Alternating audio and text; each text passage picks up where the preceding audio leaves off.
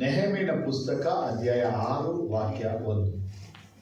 ನಾನು ಗೋಡೆಯನ್ನು ಕಟ್ಟಿಸಿ ತೀರಿಸಿ ಬಾಗಿಲುಗಳಿಗೆ ಕದಗಳನ್ನು ಇನ್ನೂ ಹಚ್ಚಿಸದಿದ್ದರೂ ಎಲ್ಲ ಸಂದುಗಳನ್ನು ಕೂಡಿಸಿದ ಸಂಗತಿಯು ಸನ್ಬಲ್ಲಟ್, ಟೋಬಿಯ, ಅರಬಿಯನಾದ ಗೇಷೆಮ್ ಇವರಿಗೂ ನಮ್ಮ ಬೇರೆ ವಿರೋಧಿಗಳಿಗೂ ಗೊತ್ತಾದಾಗ,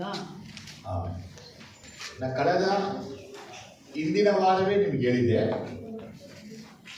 ಯಾಕಂದರೆ ಕಳೆದ ವಾರದಲ್ಲಿ ನಾವು ಈ ನೆಹೆಮೀಯನು ಈ ಗೋಡೆ, ಬಾಗಿಲು, ಬುರುಜುಗಳನ್ನು ಕಟ್ಟುವಂಥ ಕಾಲದಲ್ಲಿ 52 ದಿನಗಳಲ್ಲಿ ನಡೆದಂಥ ಶತ್ರುವಿನ ಯುಕ್ತಿಗಳು, ಕುಯುಕ್ತಿಗಳು, ಕುತಂತ್ರಗಳು, ತಂತ್ರಗಳು, ಯಂತ್ರಗಳು, ಉಪಾಯಗಳನ್ನು ನಾವು ಧ್ಯಾನಿಸ್ಕೊ.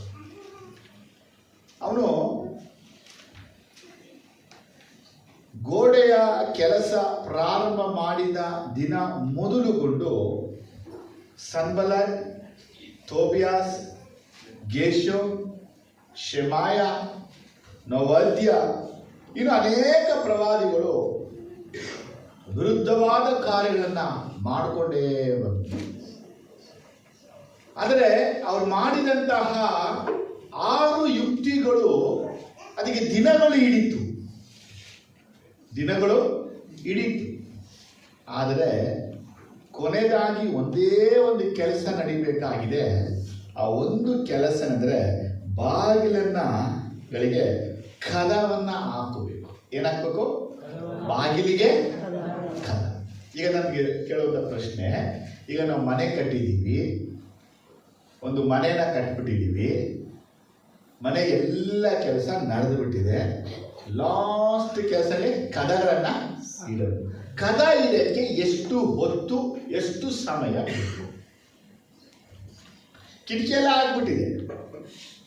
ಒಂದು ಮನೆಗೆ ಎಂಟ್ರೆನ್ಸ್ ಒಂದು ಬಾಗಿಲು ಇರ್ಬೋದು, ರೂಮ್ 2 ರೂಮ್ ಇದೆ, 2 ರೂಮ್ ಬಾಗಿಲಾಗಿರ್ಬೋದು, ವಾಶ್ರೂಮ್ಗಳಿದೆ ಅದಕ್ಕೆ 2 ಬಾಗಿಲುಗಳಾಗಿರ್ಬೋದು, ಟೆರೆಸ್ ಹೋಗೋಕ್ಕೆ ಒಂದು ಬಾಗಿಲುಗಳಾಗಿರ್ಬೋದು. ಈಗ ಒಂದು ಮನೆಗೆ ಒಂದು 5, 6, 7 ಬಾಗಿಲೇ ಇಟ್ಕೊಂಡಿರುವೆ, 7 ಕದಗಳನ್ನೇ ಇಟ್ಕೊಂಡ್ರು. ನಾವು ಬಾಗಲ್ಲ 7 ಕದಗಳನ್ನೇ ಇಟ್ಟುಕೊಂಡ್ರುವೆ. ಆ 7 ಕದಗಳನ್ನು ಹಚ್ಚಕ್ಕೆ ಎಷ್ಟು ಸಮಯ ಬೇಕು ಕಾರ್ಪೆಂಟ್ರಿಗೆ? ಒಂದು ದಿನಕ್ಕೆ 1 ಕದ ಇಟ್ಕೊಳ್ಬೋದಾ? ಇಲ್ಲ ಅಲ್ವಾ? ಒಂದು ದಿನಕ್ಕೆ 2 ಅಥವಾ 3 ಕದಗಳನ್ನು ಅವರು 52 ದಿನಗಳಲ್ಲಿ ಯೆರೂಸಲೇಮಿನ ಪೌಳಿ ಗೋಡೆಗಳನ್ನು ಕಟ್ಟಿ ಮುಗಿಸಿದಂತಹ ನೆಹೆಮೀಯ ಕಡೆಯಾದ ಒಂದೇ ಒಂದು ಕೆಲಸ, ಬಾಗಿಲುಗಳಿಗೆ ಕದಗಳನ್ನು ಇಡಬೇಕು. ಆ ಕದ ಇಡಕ್ಕಿಡುವಂಥ ಸಮಯದಲ್ಲಿ ಸೈತಾನ 3 ಕುತಂತ್ರಗಳನ್ನು ಮಾಡಿದ. ಬರೀ ಕದ ಇಡಬೇಕಷ್ಟೇ ಟೈಮಿಂಗ್ಸು. ಎಷ್ಟು ಟೈಮಿಂಗಲ್ಲಿ ಕದ ಇಡಬೇಕು? ಅಷ್ಟೇ ಟೈಮಿಂಗ್ಸು. ಆ ಕದಗಳನ್ನು ಇಡಕ್ಕೆ ಇರುವ ಸಮಯಗಳಲ್ಲಿ ಸೈತಾನ 3 ಕುತಂತ್ರಗಳನ್ನು ಮಾಡಿಬಿಟ್ಟ.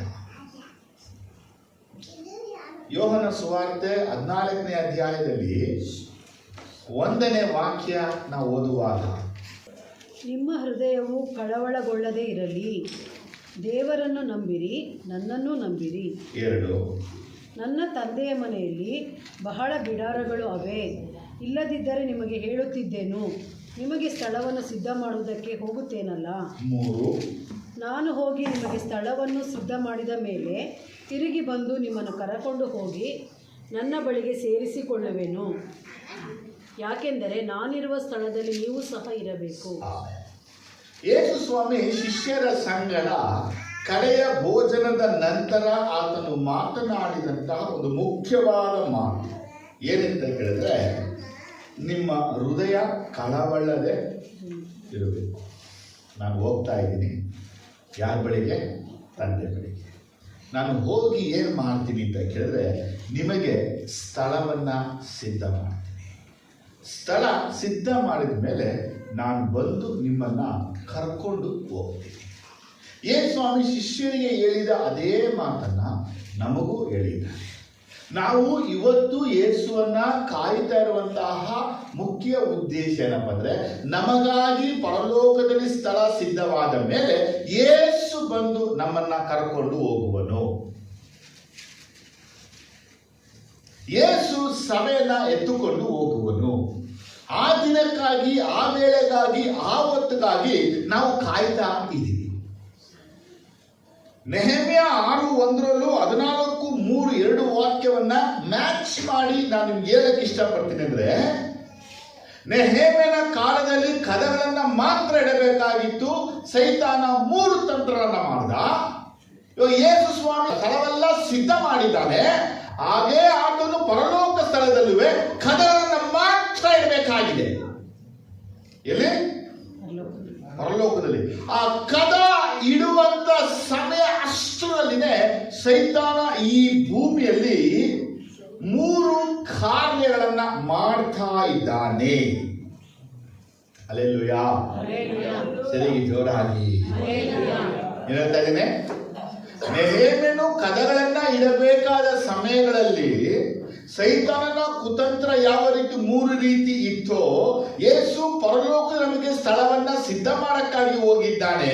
ಈಗ ಸ್ಥಳ ಎಷ್ಟು ಮಟ್ಟಿಗೆ ಸಿದ್ಧ ಆಗಿದೆ ಅಂತ ಕೇಳಿದ್ರೆ, ಪರಲೋಕದಲ್ಲಿ ಭಾಗಗಳನ್ನ ಮಾತ್ರ ಇಡಬೇಕು, ಕದಗಳನ್ನ ಮಾತ್ರ ಇಡಬೇಕಷ್ಟೇ. ಅಲ್ಲಿ ಆ ಭಾಗಗಳನ್ನ ಯೇಸು ಇಟ್ಟುಬಿಟ್ರೆ ಆತ ಬಂದು ನಮ್ಮನ್ನ ಕರ್ಕೊಂಡು ಹೋಗ್ಬಿಡ್ತಾನೆ.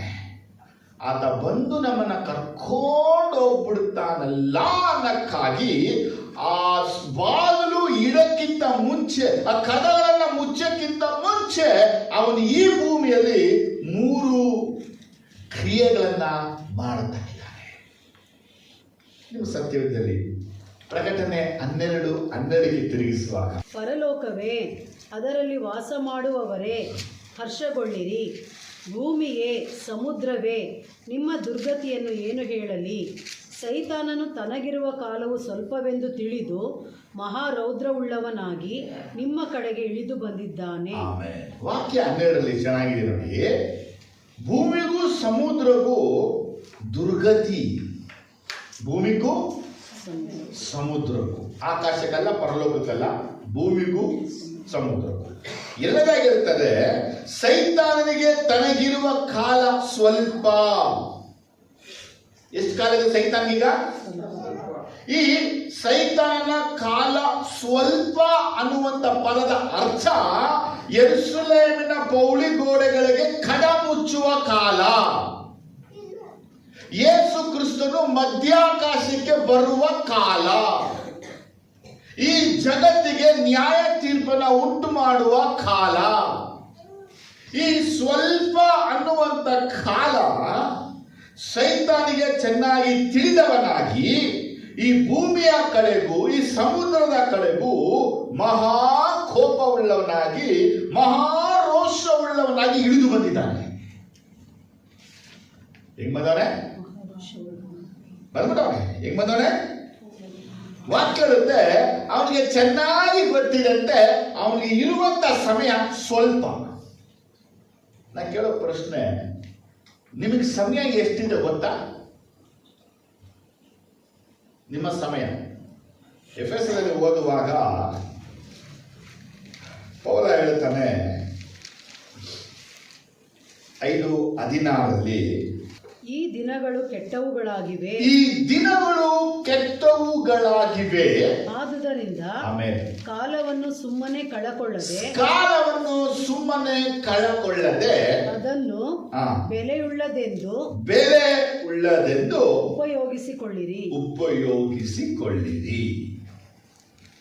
ಏನು ಹೇಳ್ತಾರದಿಲ್ಲ? ಏನ್ ದಿನಗಳಿದಲ್ಲ? ಕೆಟ್ಟ ದಿನಗಳಲ್ಲಿ ಹೆಂಗಿದೆ? ಕೆಟ್ಟವು.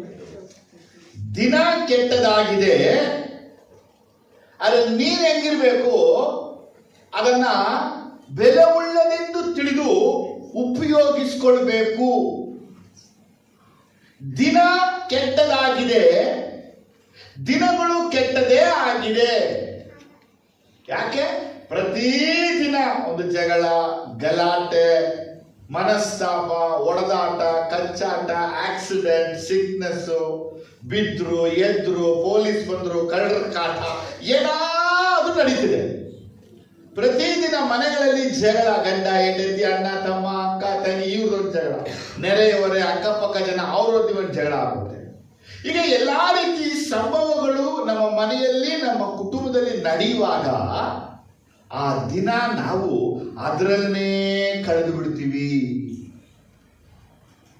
ಪ್ರೇಯರ್ ಮಾಡಲ್ಲ, ಬೈಬಲ್ ಓದಲ್ಲ, ದೇವರನ್ನ ಹುಡುಕಲ್ಲ. ಹಿಂಗೆ ಅಂದ್ಬಿಟ್ರಲ್ಲ, ಹಿಂಗೆ ಹೇಳ್ಬಿಟ್ರಲ್ಲ, ನನ್ನ ಬಗ್ಗೆ ಮಾತಾಡ್ಬಿಟ್ರಲ್ಲ, ನಾನು ಎಷ್ಟೆಲ್ಲ ಪ್ರೀತಿಸಿದೆ, ನಾನು ಎಷ್ಟೆಲ್ಲ ಮಾಡಿದೆ, ನಾನು ಎಷ್ಟೆಲ್ಲ ನೋಡಿದೆ, ನನ್ಗಿಂಗೆ ಅಂದ್ಬಿಟ್ರಲ್ಲ ಅಂತೇಳಿ ಆ ಮಾತನ್ನ ಇಟ್ಕೊಂಡು ಆ ದಿನವೆಲ್ಲ ಏನ್ ಮಾಡ್ಬಿಟ್ರು?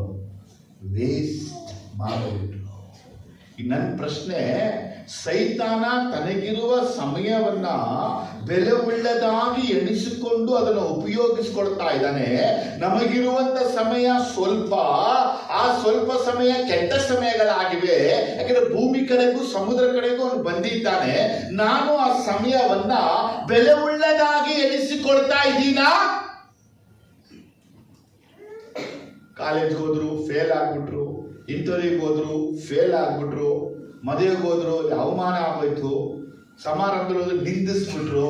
ಆ ದಿನವೆಲ್ಲ ಅಳ್ತಾ, ಗೋಳಾಡ್ತಾ, ದುಃಖ ಪಡುತ್ತಾ, ವೇದನೆ ಅನುಭವಿಸ್ತಾ, ಹಿಂಗ ಅಂದ್ಬಿಟ್ರಲ್ಲ ಅಂತೇಳಿ ಇದೇ ಒಂದು ನೋವಿಗೆ ಕೆಲವರು ಎಲ್ಲೋ ಹೋಗ್ಬಿಡ್ತಾರೆ. ಇವರು ನನ್ನ ಮಗ ಇಲ್ಲ, ಹೆಂಡತಿ ಇಲ್ಲ ಅಂತೇಳಿ ಇರೋ ಕಾರ್ಯ ಕೆಲಸವೆಲ್ಲ ಬಿಟ್ಟು ಇವರು ಎಲ್ಲೆಲ್ಲೆಲ್ಲ ಹುಡುಕ್ಬೇಕು, ಎಲ್ಲಾ ಕಡೆ ಹುಡುಕ್ತಾ ಕೂತಾರೆ. ನಿಮ್ಗೆ ಗೊತ್ತಾ, ನಿಮ್ಗೆ ಸಿಕ್ಕಿದ್ರ, ಅವ್ರು ಸಿಕ್ಕಿದ್ರ, ಅವ್ರಿಗೆ ಫೋನ್ ಮಾಡಿ, ಇವ್ರಿಗೆ ಫೋನ್ ಮಾಡಿಬಿಟ್ಟು ತಿರ್ಗ ಅವ್ರ ತಲೆಗೂ ಹುಳ ಬಿಟ್ಟು ಅವರು ಎಲ್ಲಾ ಕಡೆ ಹುಡುಕ್ತಾ ಕೂತಾರೆ. ಸಾಯಂಕಾಲ ಅವರೇ ಮನೆಗೆ ಬರ್ತಾರೆ, ಅವ್ರು ಸಮಾಧಾನ ಆಗ್ಬಿಟ್ಟು.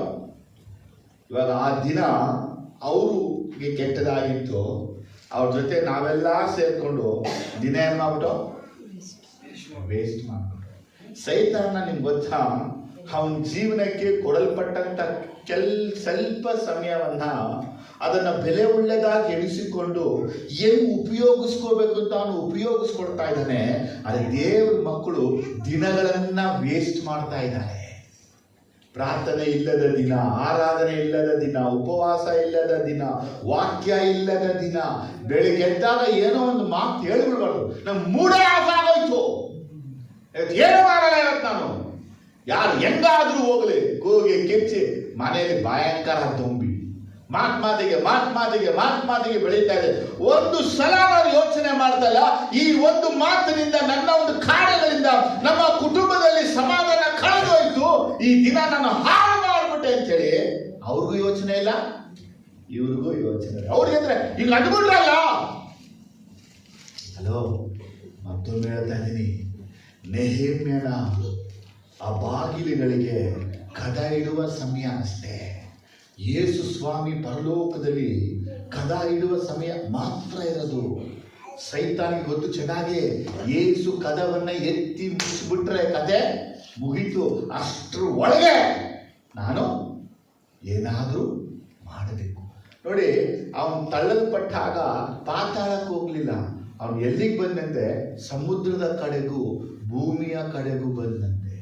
ಅದಕ್ಕೆ ತಿಳ್ಕೊಳ್ಬೇಕು, ಪ್ರಕೃತಿಯ ಎಲ್ಲ ಭಾಗದಲ್ಲೂ ನೋಡಿ, ಮನುಷ್ಯ ಇರುವಂತ ಜಾಗದಲ್ಲೂ, ನೀರಿರುವಂತ ಜಾಗದಲ್ಲೂ ಅನೇಕ ಕೇಡುಗಳು ನಡೀತಾನೇ ಇದೆ. ಯಾಕೆ ಸಮುದ್ರದಲ್ಲೇ ಇಂಥ ಕಾರ್ಯ ನಡೀತಾ ಇದೆ, ಯಾಕೆ ಭೂಮಿಯಲ್ಲೇ ಇಂಥ ಕಾರ್ಯ ನಡೀತಾ ಇದೆ ಅಂತೇಳಿ ಯಾರು ಪ್ರಶ್ನೆ ಕೇಳಲ್ಲ. ಯಾಕಂದ್ರೆ ಅವ್ರಿಗೆ ಏನೋ ಗೊತ್ತಿಲ್ಲ. ಅವ್ರಿಗೆ ಬೈಬಲ್ ಆನ್ಸರ್ ಮಾಡ್ತಾ ಇದೆ. ಸೈತಾನ ಇರುವ ಜಾಗ ಎರಡು, ಒಂದು ಸಮುದ್ರ, ಇನ್ನೊಂದು ಭೂಮಿ. Hallelujah, hallelujah. ಇವತ್ತಿನಿಂದ ನಾವು ಬಹು ಬುದ್ಧಿವಂತಿಕೆ ಉಳ್ಳವರಾಗಿರ್ಬೇಕು. ಯಾರ ನಿಮಿತ್ತನೋ, ಯಾರ ವಿಷಯ ನಿಮಿತ್ತವಾಗಿ ನಾವು ಸಮಯಗಳನ್ನ ಹಾಳು ಮಾಡಬಾರ್ದು. ದೇವರ ಸನ್ನಿಧಿ ಇರೋದು, ದೇವರ ಕೆಲಸ ಮಾಡೋದು, ದೇವರ ಕಾರ್ಯ ಮಾಡೋದ್ರಲ್ಲಿ ನಿರಂತರ ಆಗಿರ್ಬೇಕು. ಸೈತಾನ ಅವನಿಗಿರುವ ಸ್ವಲ್ಪ ಸಮಯದಲ್ಲಿ ಏನೆಲ್ಲ ಮಾಡಬೇಕು ಅಂತಿದ್ದನೋ ಅದೆಲ್ಲವನ್ನ ಒಂದು ಸೆಕೆಂಡ್ ಬಿಡದೆ ಮಾಡ್ತಾವನೆ. ಅದೇ ದೇವರ ಮಕ್ಕಳೆಂದವರು ಅಂತ ಕೇಳಿದ್ರೆ ದಿನಗಳು, ವಾರಗಳು, ತಿಂಗಳುಗಳು, ವರ್ಷಗಳನ್ನೇ ವೇಸ್ಟ್ ಮಾಡ್ಬಿಟ್ಟಾರೆ. ಜುಲೈ 5ನೇ ತಾರೀಕು ಬಂದುಬಿಟ್ಟಿದ್ದೀವಿ, 6 ತಿಂಗಳು ಕಳೆದೋಯ್ತು. ಯೇಸುಗಾಗಿ ನಾವೇನ್ ಮಾಡಿದ್ದೀವಿ? ಈ ಸಭೆಗಾಗಿ ಏನ್ ಮಾಡಿದ್ದೀವಿ? ಈ ಸೇವೆಗಾಗಿ ನಾವು ಏನ್ ಮಾಡಿದ್ದೀವಿ? ಏನು ಅಲ್ಲ. ಅದೇ ಆತ್ಮೀಯ ಲೋಕದಲ್ಲಿ ಯೋಚನೆ ಮಾಡಿ, ಈ ಸಭೆಗಾಗಿ, ಈ ಜಗನಿಗಾಗಿ, ಈ ವಿಶ್ವಾಸಿಗಳಿಗಾಗಿ ಸೈತಾನ ಏನೆಲ್ಲ ಮಾಡಿದ್ದಾನೆ. ನಿಮ್ಮ ಕುಟುಂಬ ವಿರುದ್ಧವಾಗಿ ಏನೆಲ್ಲ ಮಾಡಿದ್ದಾನೆ, ನಿಮ್ಮ ಮನೆ ವಿರುದ್ಧವಾಗಿ ಏನೆಲ್ಲ ಮಾಡಿದ್ದಾನೆ, ನಮ್ಮ ಸಭೆ ವಿರುದ್ಧವಾಗಿ ಏನೆಲ್ಲ ಮಾಡಿದ್ದಾನೆ, ಇತರ ಸೇವಕರು, ಇತರ ವಿಶ್ವಾಸಿಗಳು, ಇತರ ಸಭೆಗಳ ವಿರುದ್ಧವಾಗಿ, ದೇವ ಮಕ್ಕಳ ವಿರುದ್ಧವಾಗಿ ಸೈತಾನ ಏನೆಲ್ಲ ಮಾಡಿದ್ದಾನೆ. ಪ್ರಾಬ್ಲಮ್ ಎಲ್ಲಿದೆ? ಸೈತಾನಲ್ಲಿದೆ, ನಮ್ಮಲ್ಲಿದೆಯಾ? ನಮ್ಮಲ್ಲೇ. ಅದಕ್ಕೆ ಇವತ್ತು ನಾನು ಹೇಳುವಂತ ಸತ್ಯ ಸರಿಯಾಗಿ ತಿಳ್ಕೊಳ್ಳಿ, ಗ್ರಹಿಸ್ಕೊಳ್ಳಿ. ಬಾಗಿಲು ಇಡಲ್ಪಟ್ಟಿದೆ, ಕದ ಮುಚ್ಚಬೇಕು ಅಷ್ಟೇ. ಸೈತಾನ 3 ಕುತಂತ್ರವನ್ನ ಮಾಡಿದ. ಅವನಿಗೆ ಚೆನ್ನಾಗಿ ಗೊತ್ತು, ನೆಹೆಮಾಯ ಕದ ಇಟ್ಬಿಟ್ರೆ ನಾವು ಒಳಗಡೆ ಹೋಗಕ್ಕಾಗಲ್ಲ. ಅವನಿಗೆ ಚೆನ್ನಾಗಿ ಗೊತ್ತು, ಪರಲೋಕದ ಬಾಗಿಲು ಮುಚ್ಚಿಬಿಟ್ರೆ ಇನ್ನು ನೆಕ್ಸ್ಟ್ ಯಾವ ಕಾರ್ಯಗಳು ನಡೆಯಲ್ಲ. ಇನ್ನು ಆಗೋದೆಲ್ಲ ಯಾವುದು? ಎಲ್ಲ ಕೇಳೆ ಕೇಳೆ ಕೇಳೆ. ಸೈತಾನ್ಗೆ ಇರುವ ಸ್ವಲ್ಪ ಸಮಯ.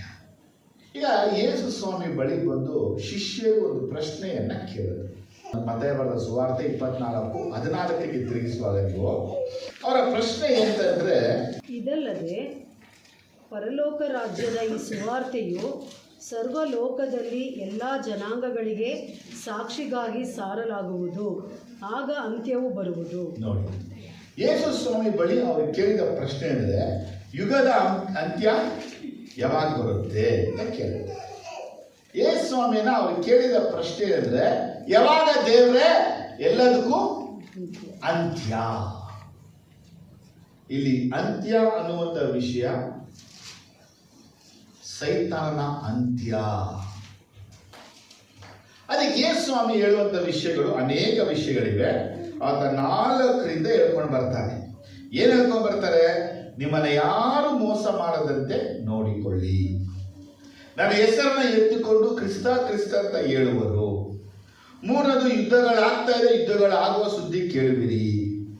4ನೇದಾಗಂದ್ರೆ ಜನಕ್ಕೆ ವಿರುದ್ಧವಾಗಿ, ರಾಜ್ಯಕ್ಕೆ ರಾಜ್ಯ ವಿರುದ್ಧವಾಗಿ ಹೇಳುವವು. 5ನೇದಾಗಿ ಹೇಳ್ತಾರೆ ಭೂಕಂಪ ಆಗುತ್ತೆ, ಬರಗಾಲ ಬರುತ್ತೆ. ನೆಕ್ಸ್ಟ್ ಹೇಳ್ತಾರೆ ಉಪದ್ರವ ಪಡಿಸಿ ಕೊಲ್ಲುವರು, ನನ್ನ ನಾಮ ನಿಮಿತ್ತ ಜನ ನಿಮ್ಮನ್ನ ಹಗೆ ಮಾಡುವರು, ಒಬ್ಬರ ಮೇಲೆ ಒಬ್ಬರು ದ್ವೇಷ ಮಾಡುವರು. ನೆಕ್ಸ್ಟ್ ಹೇಳ್ತಾರೆ ಸುಳ್ಳು ಪ್ರವಾದಿಗಳು ಎದ್ದು ಬಹು ಜನರನ್ನ ಮೋಸ ಮಾಡುವರು. ಲೋಕದಲ್ಲಿ ಅಧರ್ಮ ಹೆಚ್ಚಾಗುವುದು, ಪ್ರೀತಿ ತಣ್ಣಗಾಗುವುದು, ತಾಳವನ್ನು ಇರೋದೇ ಇಲ್ಲ ಕಾಲದಲ್ಲಿ. ಯಾವನು ತಾಳುತ್ತಾನೋ ಅವನು ರಕ್ಷಣೆಯನ್ನ ಹೊಂದುವನು. 4ರಿಂದ 13 ವಾಕ್ಯಗಳಲ್ಲಿ ಜೀಸಸ್ ಅನೇಕ ಹಿಂಟ್ಗಳನ್ನ ಕೊಡ್ತಾ ಇದ್ದಾರೆ, ನಾನು ಕದ ಮುಚ್ಚಕ್ಕೆ ಆಗುವಂತ ಕಾರ್ಯಗಳು. ಸರಿನಾ? ಆಮೇಲೆ ಅಲ್ಲೇಲೂಯಾ. ಅದರಲ್ಲಿ ಯೇಸು ಸ್ವಾಮಿ ಹೇಳಿದ 14ನೇ ವಾಕ್ಯ ಏನಂದ್ರೆ, ಈ ಪರಲೋಕದ ಸುವಾರ್ತೆ ಸರ್ವಲೋಕಕ್ಕೂ ಜನಗಳಿಗೆ ಸಾಕ್ಷಿಯಾಗಿ ಸಾರಲಾಗುವುದು. ಏನಂದ್ಬಿಟ್ರು? ಆದರೆ ಸರ್ವಲೋಕಕ್ಕೆ ಕ್ರಿಸ್ತನ ವಾಕ್ಯ ಸಾರಲ್ಪಟ್ರನೆ ಏನ್ ಬರೋದು? ಅಂತ್ಯ. ಆದರೆ ಸೈತಾನಿಗೆ ಇರುವಂತ ಸಮಯ ಸ್ವಲ್ಪ ಸಮಯ. ಆ ಸ್ವಲ್ಪ ಸಮಯ ಅನ್ನುವಾಗ ಯೇಸು ಭೂಮಿಯಲ್ಲಿದ್ದಾಗ ಹೇಳಿದ್ದು ಸ್ವಲ್ಪ ಸಮಯ ಅಂತೇಳಿ. ಇವತ್ತು 2000 ವರ್ಷಗಳಾಗ್ಬಿಟ್ಟಿದೆ. ಇನ್ನು ಎಷ್ಟು ಅವನಿಗೆ ಸ್ವಲ್ಪ ಸಮಯ ಇದೆ? ಆ 2000 ವರ್ಷಗಳಿಂದಲೂ ಅವನ ಕೆಲಸಗಳನ್ನ ಬಹು ಚುರುಕಾಗಿ ಮಾಡ್ಕೊಂಡೇ ಬರ್ತಾ ಇದ್ದಾನೆ. ಅವನು ಮಾಡ್ತಿರುವಂತ ಕಾರ್ಯ ಅನೇಕವಾಗಿದ್ರು, ಅದರಲ್ಲಿ ಮುಖ್ಯವಾದ ಕಾರ್ಯಗಳನ್ನು ಮಾಡ್ತಾ ಇದ್ದಾನೆ. ಆ ಮುಖ್ಯವಾದ ಕಾರ್ಯ ಅಂದ್ರೆ ಯೇಸು ಕ್ರಿಸ್ತನ ಸುವಾರ್ತೆ ಎಲ್ಲ ದೇಶಗಳಿಗೂ ಎಲ್ಲ ಜನಾಂಗಗಳಿಗೂ ಸಾರದಂತೆ ತಡೆ ಮಾಡಿದ್ದಾನೆ. ನನ್ನ ಮಾತು ನಿಮಗೆ ಅರ್ಥ ಆಗಬೇಕು. ಸೈತಾನಿಗೆ ಅಂತ್ಯ ಯಾವಾಗ ಅಂದ್ರೆ ಸುವಾರ್ತೆ ಎಲ್ಲಾ ಕಡೆಗೆ ಸಾರಲ್ಪಟ್ಟರೆ. ಸುವಾರ್ತೆ ಎಲ್ಲ ಕಡೆಗೆ ಸೈತಾನಿಗೆ ಅಂತ್ಯ. ಸೈತಾನಿಗೆ ಅಂತ್ಯ ಅಂದ್ರೆ ಯೇಸು ಕ್ರಿಸ್ತರು ಮಧ್ಯಾಕಾಶಕ್ಕೆ ಬರ್ತಾರೆ, ಸಭೆನ ಎತ್ತುಕೊಂಡು ಹೋಗ್ತಾರೆ. ಕ್ರಿಸ್ತ ವಿರೋಧಿಗೆ 7 ವರ್ಷ ಕೊಡಲ್ಪಡುತ್ತೆ. ಆ 7 ವರ್ಷ ಕ್ರಿಸ್ತ ವಿರೋಧಿ ಈ ಭೂಮಿಯಲ್ಲಿರುವಾಗ 7 ಮುದ್ರೆಗಳು, 7 ತುತ್ತೂರಿಗಳು, 7 ಪಾತ್ರೆಗಳು ಭೂಮಿಗೆ ಸುರಿಸಲ್ಪಡುತ್ತೆ. ಇದರಿಂದ ಈ ಭೂಮಿಯ ಎಲ್ಲ ಕಡೆ ನಾಶ ಅಳಿವುಗಳು ಆಗುತ್ತೆ. ಇದಾದ ಮೇಲೆ ಆರ್ಮೆಗದೋನ್ ಯುದ್ಧ ನಡೀತಿದೆ. ಆರ್ಮೆಗದೋನ್ ಯುದ್ಧದಲ್ಲಿ ಆಂಟಿಕ್ರೈಸ್ಟ್ ಸೋತೋಗ್ತಾನೆ, ಫಾಲ್ಸ್ ಪ್ರಾಫಿಟ್ ಸೋತೋಗ್ತಾನೆ. ಅವ್ರನ್ನ ಹಿಡಿದು ಎತ್ತುಕೊಂಡು ಹೋಗಿ ಬೆಂಕಿ ಗಂಧಗಳ ಕೆರೆಗೆ ಹಾಕ್ತಾರೆ. ಇದಾದ್ಮೇಲೆ ಸೈತಾನನ ಹಿಡಿತಾರೆ. ಹಿಡಿದು ಅವನ ಎತ್ತುಕೊಂಡು ಹೋಗಿ 1000 ವರ್ಷಗಳು ಸೆರೆಮನೆಗೆ ಹಾಕ್ತಾರೆ. ಆ 1000 ವರ್ಷ ಈ ಭೂಮಿಯಲ್ಲಿ ಯೇಸು ಕ್ರಿಸ್ತನು ಎಜೆಕಿಯೇಲ್ 40-48 ಚಾಪ್ಟರ್ ಬಯಲ್ಪಟ್ಟ ಹಾಗೆ ದೇವಾಲಯವನ್ನ ಆತನು ಕಟ್ಟುತ್ತಾನೆ. ಆ 1000 ವರ್ಷ ದೇವರು ನ್ಯಾಯ ತೀರ್ಪನ್ನ ಮಾಡ್ತಾರೆ. ಆಮೇಲೆ ಹಲ್ಲೆಲೂಯಾ, ಆಮೇಲೆ ಹಲ್ಲೆಲೂಯಾ. ಆ 1000 ವರ್ಷಗಳಾದ್ಮೇಲೆ ಸೈತಾನನ ಬಿಡುಗಡೆ ಮಾಡಿದಾಗ ಅವನು ಭೂಮಿಯ ಎಲ್ಲ ಕಡೆ ಹೋಗಿ ಗೋಗ್ ಮಾಗೋಗ್ ಎಂಬ ಜನಗಳನ್ನ ಕೂಡಿಸಿ ಸರ್ವಶಕ್ತನಾದ ದೇವರ ಮೇಲೆ ಯುದ್ಧಕ್ಕಾಗಿ ಬರ್ತಾನೆ. ಆಗ ಯೇಸು ಕ್ರಿಸ್ತ ತನ್ನ ಬಾಯಿಯ ಉಸಿರನ್ನ ಅವನ್ನ ಕೊಲ್ತಾನೆ. ಅವಾಗ ಸೈತಾನ ಎತ್ತುಕೊಂಡೋಗಿ ಬೆಂಕಿ ಗಂಧಕದ ಕೆರೆಗೆ ಹಾಕ್ಬಿಡ್ತಾನೆ. ಇಷ್ಟು ಕಾರ್ಯಗಳು ಮಾತ್ರ ಪೆಂಡಿಂಗು. ಯೇಸು ಕ್ರಿಸ್ತ ರಹಸ್ಯ ಬರಬೇಕೆ ಆದ್ರೆ ಅಲ್ಲಿಂದ 7 ವರ್ಷ, ಅಲ್ಲಿಂದ 1000 ವರ್ಷ ಇದೆ. ಅದಕ್ಕೆ ಅವನ ಪ್ಲಾನ್ ಏನಪ್ಪ ಅಂದ್ರೆ ಯೇಸು ಕ್ರಿಸ್ತನ ಬರುವಿಕೆಗೆ ತಡೆ ಮಾಡಬೇಕು. ಯೇಸು ಕ್ರಿಸ್ತನ ಬರುವಿಕೆಗೆ ತಡೆ ಮಾಡಬೇಕಾದ್ರೆ ಒಂದು ವಾಕ್ಯ ಕೊಡುತ್ತೆ. ಎಲ್ಲಿ? ಪೇತ್ರದಲ್ಲಿ ನಾವು ಓದುವಾಗ 2 ಪೇತ್ರ 3ನೇ ಅಧ್ಯಾಯದಲ್ಲಿ 9ನೇ ವಾಕ್ಯ. ಕರ್ತನು ತನ್ನ ವಾಗ್ದಾನವನ್ನು ನೆರವೇರಿಸುವುದಕ್ಕೆ ತಡ ಮಾಡುತ್ತಾನೆಂಬುದಾಗಿ ಕೆಲವರು ಅರ್ಥ ಮಾಡಿಕೊಳ್ಳುವ ಪ್ರಕಾರ ಆತನು ತಡ ಮಾಡುವವನಲ್ಲ. ಯಾವನಾದರೂ ನಾಶವಾಗುವುದರಲ್ಲಿ ಆತನು ಇಷ್ಟಪಡದೆ ಎಲ್ಲರೂ ತನ್ನ ಕಡೆಗೆ ತಿರುಗಿಕೊಳ್ಳಬೇಕೆಂದು ಅಪೇಕ್ಷಿಸುವವನಾಗಿದ್ದು ನಿಮ್ಮ ವಿಷಯದಲ್ಲಿ ದೀರ್ಘ ಶಾಂತಿಯುಳ್ಳವನಾಗಿದ್ದಾನೆ.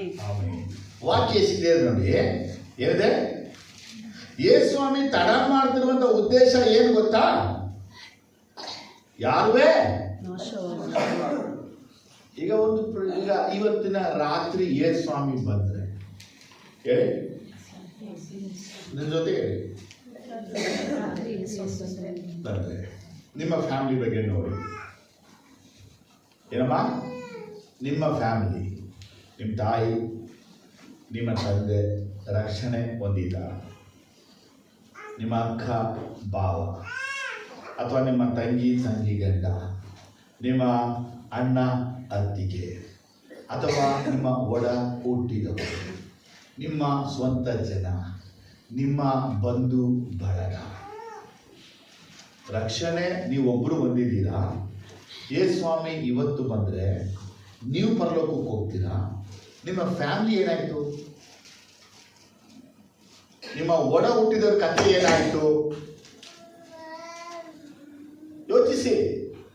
ಒಂದು ಗುಂಪು ಹೇಳ್ತಾ ಇದೆ, ಯೇಸುವೇ ಬೇಗ ಬಾಪ, ನಮ್ಮನ್ನ ಕರ್ಕೊಂಡೋಗಪ್ಪ, ಎಸಪ್ಪ ಬಾ ಅಂತ ಒಂದು ಗುಂಪು ಕರೀತಾ ಇದೆ. ಇನ್ನೊಂದು ಕಡೆ ನೋಡಿದ್ರೆ ನಾವು ಸಭೆಯಾಗಿ ಇವತ್ತು ಬಂದಿದ್ರುವೆ ನಮ್ಮ ಸಭೆಗೆ ಸಂಬಂಧಪಟ್ಟವ್ರುವೆ ಅನೇಕರಿಗೆ ಗಂಡ, ಹೆಂಡತಿ, ಮಗ, ಮಗಳು, ಅತ್ತೆ, ಸೊಸೆ, ನಾದ್ನಿ ಇನ್ನು ಕ್ರಿಸ್ತನ ಒಳಗೇನೆ ಅವರು ಬಂದಿಲ್ಲ. ನಾವೆಲ್ಲ ಪ್ರೇರ್ ಮಾಡ್ತಾ ಇದ್ದೇವೆ, ರಕ್ಷಣೆ ಹೊಂದಬೇಕು, ಇನ್ ಬಳಿ ಬರಬೇಕು ಅಂತ ಏನ್ ಮಾಡ್ತಾ ಇದೀವಿ? ಪ್ರೇಯರ್ ಮಾಡ್ತಾನೆ ಇದೀವಿ. ಯೇಸು ಸ್ವಾಮಿ ಇವತ್ತೇ ಆತನು ಬಂದ್ರೆ ನಮ್ಮ ಪಟ್ಟಣದಿಂದ ಎಷ್ಟು ಜನ ಪರಲೋಕಕ್ಕೆ ಹೋಗಬಹುದು? ಯೇಸು ಸ್ವಾಮಿ ಇವತ್ತಿನ ರಾತ್ರಿ ಬಂದ್ರೆ ನಮ್ಮ ಕುಟುಂಬಗಳಿಂದ ಪರಲೋಕಕ್ಕೆ ಎಷ್ಟು ಜನ ಹೋಗಬಹುದು? ಯೇಸು ಸ್ವಾಮಿ ಮಧ್ಯ ಆಕಾಶಕ್ಕೆ ಬಂದ್ರೆ ಇಡೀ ಪ್ರಪಂಚದಂತ 800 ಕೋಟಿ ಜನರಲ್ಲಿ ಎಷ್ಟು ಕೋಟಿ ಜನ ಪರಲೋಕಕ್ಕೆ ಹೋಗ್ಬಹುದು? ಉತ್ತರ ನಮ್ಮ ಹತ್ರ ಇಲ್ಲ. ಯಾಕಿಲ್ಲ ಅಂತ ಕೇಳಿದ್ರೆ ವಾಕ್ಯದೆ ಎಲ್ಲರೂ ತನ್ನ ಕಡೆಗೆ ತಿರುಗಿಕೊಳ್ಳಬೇಕು. ಇಲ್ಲಿ ಎಲ್ಲರೂ ಪದ ಅರ್ಥ ಏನಪ್ಪಾ? ರಕ್ಷಣೆ ಹೊಂದಿದ್ರು ದೇವರು ತಿರುಗಬೇಕಾಗಿದೆ. ರಕ್ಷಿಸಲ್ಪಟ್ಟಂತ ದೇವ್ರ ಮಕ್ಕಳು ತಿರ್ಕೊಳ್ಬೇಕಾಗಿದೆ. ಯಾಕೆಂದ್ರೆ ಅನೇಕ ದೇವ್ರ ಮಕ್ಕಳು ಕಾಂಪ್ರಮೈಸ್ ಲೈಫ್ ಅಲ್ಲಿ ಇದ್ದಾರೆ. ಯಾವ ಲೈಫ್ ಇದು? ಏನ್ ಕಾಂಪ್ರಮೈಸು? ಅಡ್ಜಸ್ಟ್ ಮಾಡ್ಕೊಳ್ಳೋದು. ಪರವಾಗಿಲ್ಲ, ಇದು ಮಾಡದ ಅದು ಮಾಡದ, ಇದು ಸರಿ ಅದು ಸರಿ, ಅವ್ರಿಗೂ ಬೇಜಾರಾಗಬಾರ್ದು ಇವ್ರಿಗೂ ಬೇಜಾರಾಗಬಾರ್ದು. ಯೇಸುವನ್ನ ನಂಬಿ ಯೇಸುವನ್ನ ಹಿಂಬಾಲಿಸುವಂತಹ ಅನೇಕ ದೈವ ಮಕ್ಕಳುಗಳು ಕಾಂಪ್ರಮೈಸ್ ಲೈಫ್ ಅನ್ನ ಮಾಡ್ತಾ ಇದ್ದಾರೆ. ಯೇಸುಗಾಗಿ ವೈರಾಗ್ಯ ನಿಂತ್ಕೊಳ್ಳಿಲ್ಲ. ಕುಟುಂಬದಲ್ಲಿ ನಾ ಯೇಸು ಕಡೆಯವನು ಹೇಳೋದೇ ಇಲ್ಲ. ಕೆಲಸದಲ್ಲಿ ನಾ ಯೇಸು ಕಡೆನು ಹೇಳೋದೇ ಇಲ್ಲ. ವ್ಯಾಪಾರ ಮಾಡೋಣ ಯೇಸು ಕಡೆನು ಹೇಳೋದೇ ಇಲ್ಲ. ನೀವೆಂಗೆ ನಾವು ಹಂಗೆ. ಆಸ್ತಿ ಬರುತ್ತೆ, ಹಣ ಬರುತ್ತೆ, ದುಡ್ಡು ಬರುತ್ತೆ, ಭಾಗ ಬರುತ್ತೆ. ಅದಕ್ಕಾಗಿ ಕಾಂಪ್ರಮೈಸ್ ಲೈಫ್. ಕೆಲವು ದಿನ ಅದೆಲ್ಲ ಬಂದ ಮೇಲೆ ನೆಕ್ಸ್ಟ್ ನಾವು ಯೇಸು ಬಳಿ ನಾವು ಬಂದ್ಬಿಡ್ತೀವಿ. ಅನೇಕರು ಲೈಫ್ ಹೇಗಿದೆ ಅಂತ ಕೇಳಿದ್ರೆ ದೇವರ ಕಡೆಗೆ ತಿರುಗಿಕೊಳ್ಬೇಕಾದ ಲೈಫ್ ಆಗಿದೆ. ರಿಪೆಂಟೆನ್ಸ್ ಇಲ್ಲ ಅನೇಕರಲ್ಲಿ. ಕೆಲವರು ಪಾಪ ಬಿಟ್ಟಿಲ್ಲ, ಕೆಲವರು ತಪ್ಪು ಬಿಟ್ಟಿಲ್ಲ, ಕೆಲವರು ಅಪರಾಧ ಬಿಟ್ಟಿಲ್ಲ, ಕೆಟ್ಟದ್ದು ಬಿಟ್ಟಿಲ್ಲ, ಸುಳ್ಳೆಳನ್ನ ಬಿಟ್ಟಿಲ್ಲ, ಅನ್ಯಾಯ ಬಿಟ್ಟಿಲ್ಲ, ಮೋಸ ಬಿಟ್ಟಿಲ್ಲ, ದುಷ್ಟ ಚಟ ಬಿಟ್ಟಿಲ್ಲ, ದುರಭ್ಯಾಸ ಬಿಟ್ಟಿಲ್ಲ, ದುಷ್ಟ ಸೇವನೆ ಬಿಟ್ಟಿಲ್ಲ, ದುಷ್ಟ ಸಹವಾಸ ಬಿಟ್ಟಿಲ್ಲ, ದುಷ್ಟ ಚಟಗಳನ್ನು ಬಿಟ್ಟಿಲ್ಲ. ಎಲ್ಲಿ? ಎಲ್ಲ ದೇವ ಮಕ್ಕಳುಗಳೇ. ಬೈಬಲ್ ಓದ್ತಾರೆ, ಪ್ರೇಯರ್ ಮಾಡ್ತಾರೆ, ಚಾಡಿ ಹೇಳ್ತಾರೆ, ಕಿವಿ ಊದ್ತಾರೆ, ಕಚ್ಚಾಡ್ತಾರೆ, ಜಗಳ ಆಡ್ತಾರೆ, ಮನಸ್ಸಲ್ಲಿ ದ್ವೇಷ, ಮನದಲ್ಲಿ ದ್ವೇಷ, ಅಲ್ಲನ್ನ ಕಡಿತಾರೆ, ಕಣ್ಣಲ್ಲಿ ಗುರುಗಿಸ್ತಾರೆ, ಅವ್ರ ಬಗ್ಗೆ ಫ್ಲೆಕ್ಸ್ ಆಗ್ತಾರೆ, ಅವ್ರ ಬಗ್ಗೆ ಕೆಟ್ಟದ್ದು ಹೇಳ್ತಾರೆ, ಇವ್ರ ಬಗ್ಗೆ ಕೆಟ್ಟದ್ದು ಹೇಳ್ತಾರೆ, ಅವ್ರು ಅದು ಮಾಡ್ತಾರೆ. ಒಂದು ದಿನ ಆದ್ರೂ ಯೋಚನೆ ಮಾಡಿದ್ರ ನಾನು ಯಾಕೆ ಹಿಂಗ್ ಮಾಡ್ತಾ ಇದ್ದೀನಿ? ಯೇಸುವೇ ಬಾಬಾ ನನ್ನ ಕರೆಯುವಾಗ ನನ್ನಲ್ಲಿ ಆ ಪರಿಶುದ್ಧತೆ ಇಲ್ಲ, ಇಲ್ಲ ಪವಿತ್ರತೆ ಇಲ್ಲ, ಆ ಯೋಗ್ಯತೆ ಇಲ್ಲ, ನಾನು ನಿರ್ದೋಷಿಯಾಗಿಲ್ಲ ಅಂತೇಳಿ ಅರಿವು ನಮಗಿಲ್ಲದೆ ನಾನೇನೋ ಸರಿಯಾಗಿದ್ದೀನಿ ಅಂತೇಳಿ ನಾವು ಅಂದುಕೊಂಡ್ಬಿಟ್ಟಿದ್ದೀವಿ. ನಮ್ಮ ಮನೆಗಳಲ್ಲಿ, ನಮ್ಮ ಕುಟುಂಬಗಳಲ್ಲಿ ಎಷ್ಟು ಸುಳ್ಳು ಹೇಳ್ತಾ ಇಲ್ಲ. ಇವತ್ತಿನ ಬೆಳಗ್ಗೆ ಒಂದು ಮಾತೆ ಸ್ವಾಮಿ ಮಾತಾಡಿದ್ರು.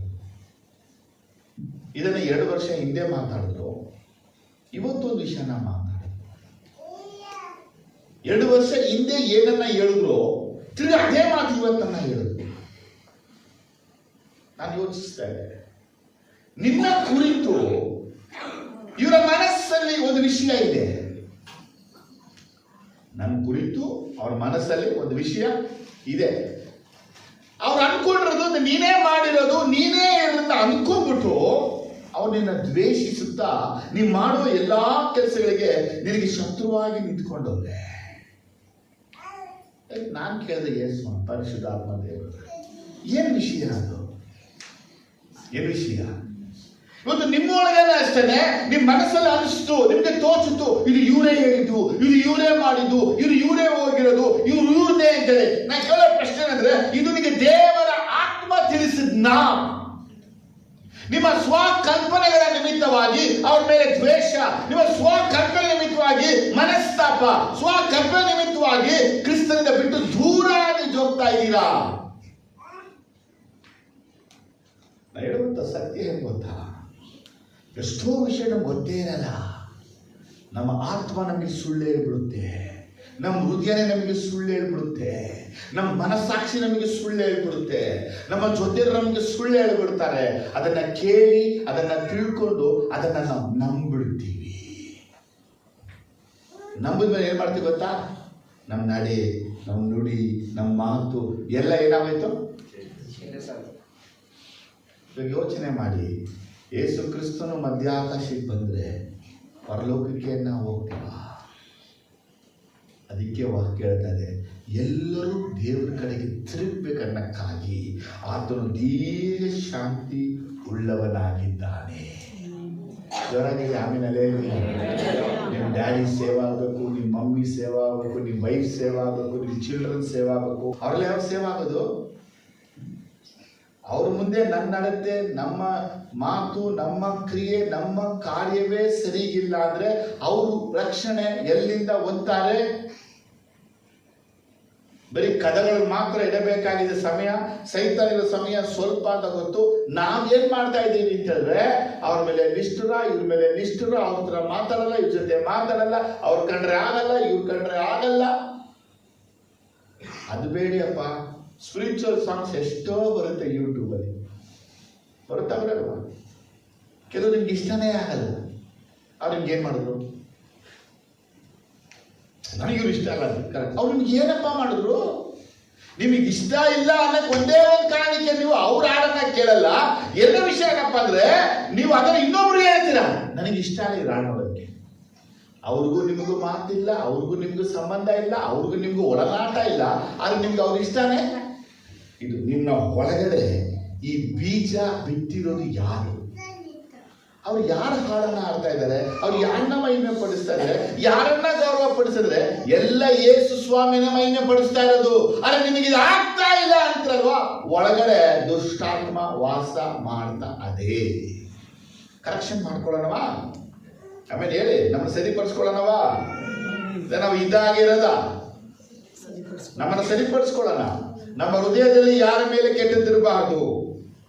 ನಮಗೆ ಯಾರ ಮೇಲೆ ಕುರಿತು ಕೋಪ ಇರಬಾರ್ದು. ನಮಗೆ ಯಾರ ಮೇಲೆ ದ್ವೇಷ ನಾವು ಇಡಬಾರ್ದು. ನಮ್ಮ ಮೇಲೆ ಯಾರು ಬೇಕಾದ್ರೂ ಏನು ಬೇಕಾದ್ರೂ ಇಟ್ಟುಕೊಳ್ಳಲಿ. ನಮಗೆ ಯಾರ ಮೇಲೆ ಏನು ಇಲ್ಲದೆ, ನಾವು ಯಾರ ಮಾನ ಮರ್ಯಾದೆನ ಹಾಳು ಮಾಡದೆ, ಯಾರ ಕುರಿತು ಕೆಟ್ಟದಾಗಿ ನಾವು ಸಾಕ್ಷಿ ಹೇಳದೆ, ಯಾರನ್ನು ಅವಮಾನ ಪಡಿಸಿ ನಿಂದಿಸದೆ, ಯಾರ ಕುರಿತು ನಾವು ಕೆಟ್ಟದಾಗಿ ಮಾತಾಡಕೂಡದು. Hallelujah, amen. ಆ ರೀತಿ ನಾವು ಮಾಡಿದೆ ಆಗಿದ್ರೆ ಕ್ಷಮಾಪಣೆ ಕೇಳೋಣ, ಒಂದಾಗೋಣ, ಕರ್ತನ ರಾಜ್ಯವನ್ನ ಕಟ್ಟೋಣ. ಯಾಕಂದ್ರೆ ಸಮಯ ಸ್ವಲ್ಪ ಇರುವಾಗಲೇ ನಮ್ಮ ಕುಟುಂಬ ರಕ್ಷಣೆ ಹೊಂದಬೇಕು. ಸೈತಾನ ಕಾಯಿಲೆ ಅವ್ರ ಜೀವನದಲ್ಲಿ ನಡೀಕೂಡುದು. ಸ್ತೋತ್ರ, ಆಮೆನ್, ಹಲ್ಲೆಲೂಯಾ. ಅನೇಕ ದೈವ ಮಕ್ಕಳು ಕಾಂಪ್ರಮೈಸ್ ಲೈಫ್ ಅಲ್ಲಿ ಇದ್ರೆ, ಇನ್ನು ಅನೇಕ ದೈವ ಮಕ್ಕಳು ಚಾಡಿ ಹೇಳುವ ಲೈಫ್ ಅಲ್ಲಿ ಕೂತ್ಬಿಟ್ಟವ್ರೆ. ಮನೆ ತಿರ್ಕೊಂಡಿಗೆ ಮಾಡಬಾರದ ಉಪದೇಶಗಳನ್ನ ಮಾಡ್ತಾ ಇದ್ದಾರೆ.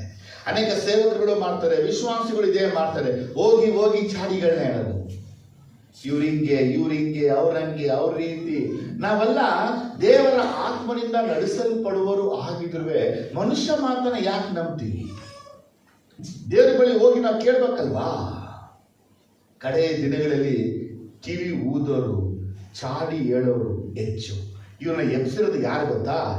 ಸೈತಾನ. ಯಾಕಂದ್ರೆ ಇವ್ರು ಚಾಡಿ ಹೇಳ್ತಾನೆ ಇದ್ರೆ, ಇವ್ರಿಗೆ ಕಿವಿ ಊದ್ತಾನೆ ಇದ್ರೆ, ಇವ್ರು ದೇವರ ಕಡೆಗೆ ತಿರುಗೋದೇ ಇಲ್ಲ.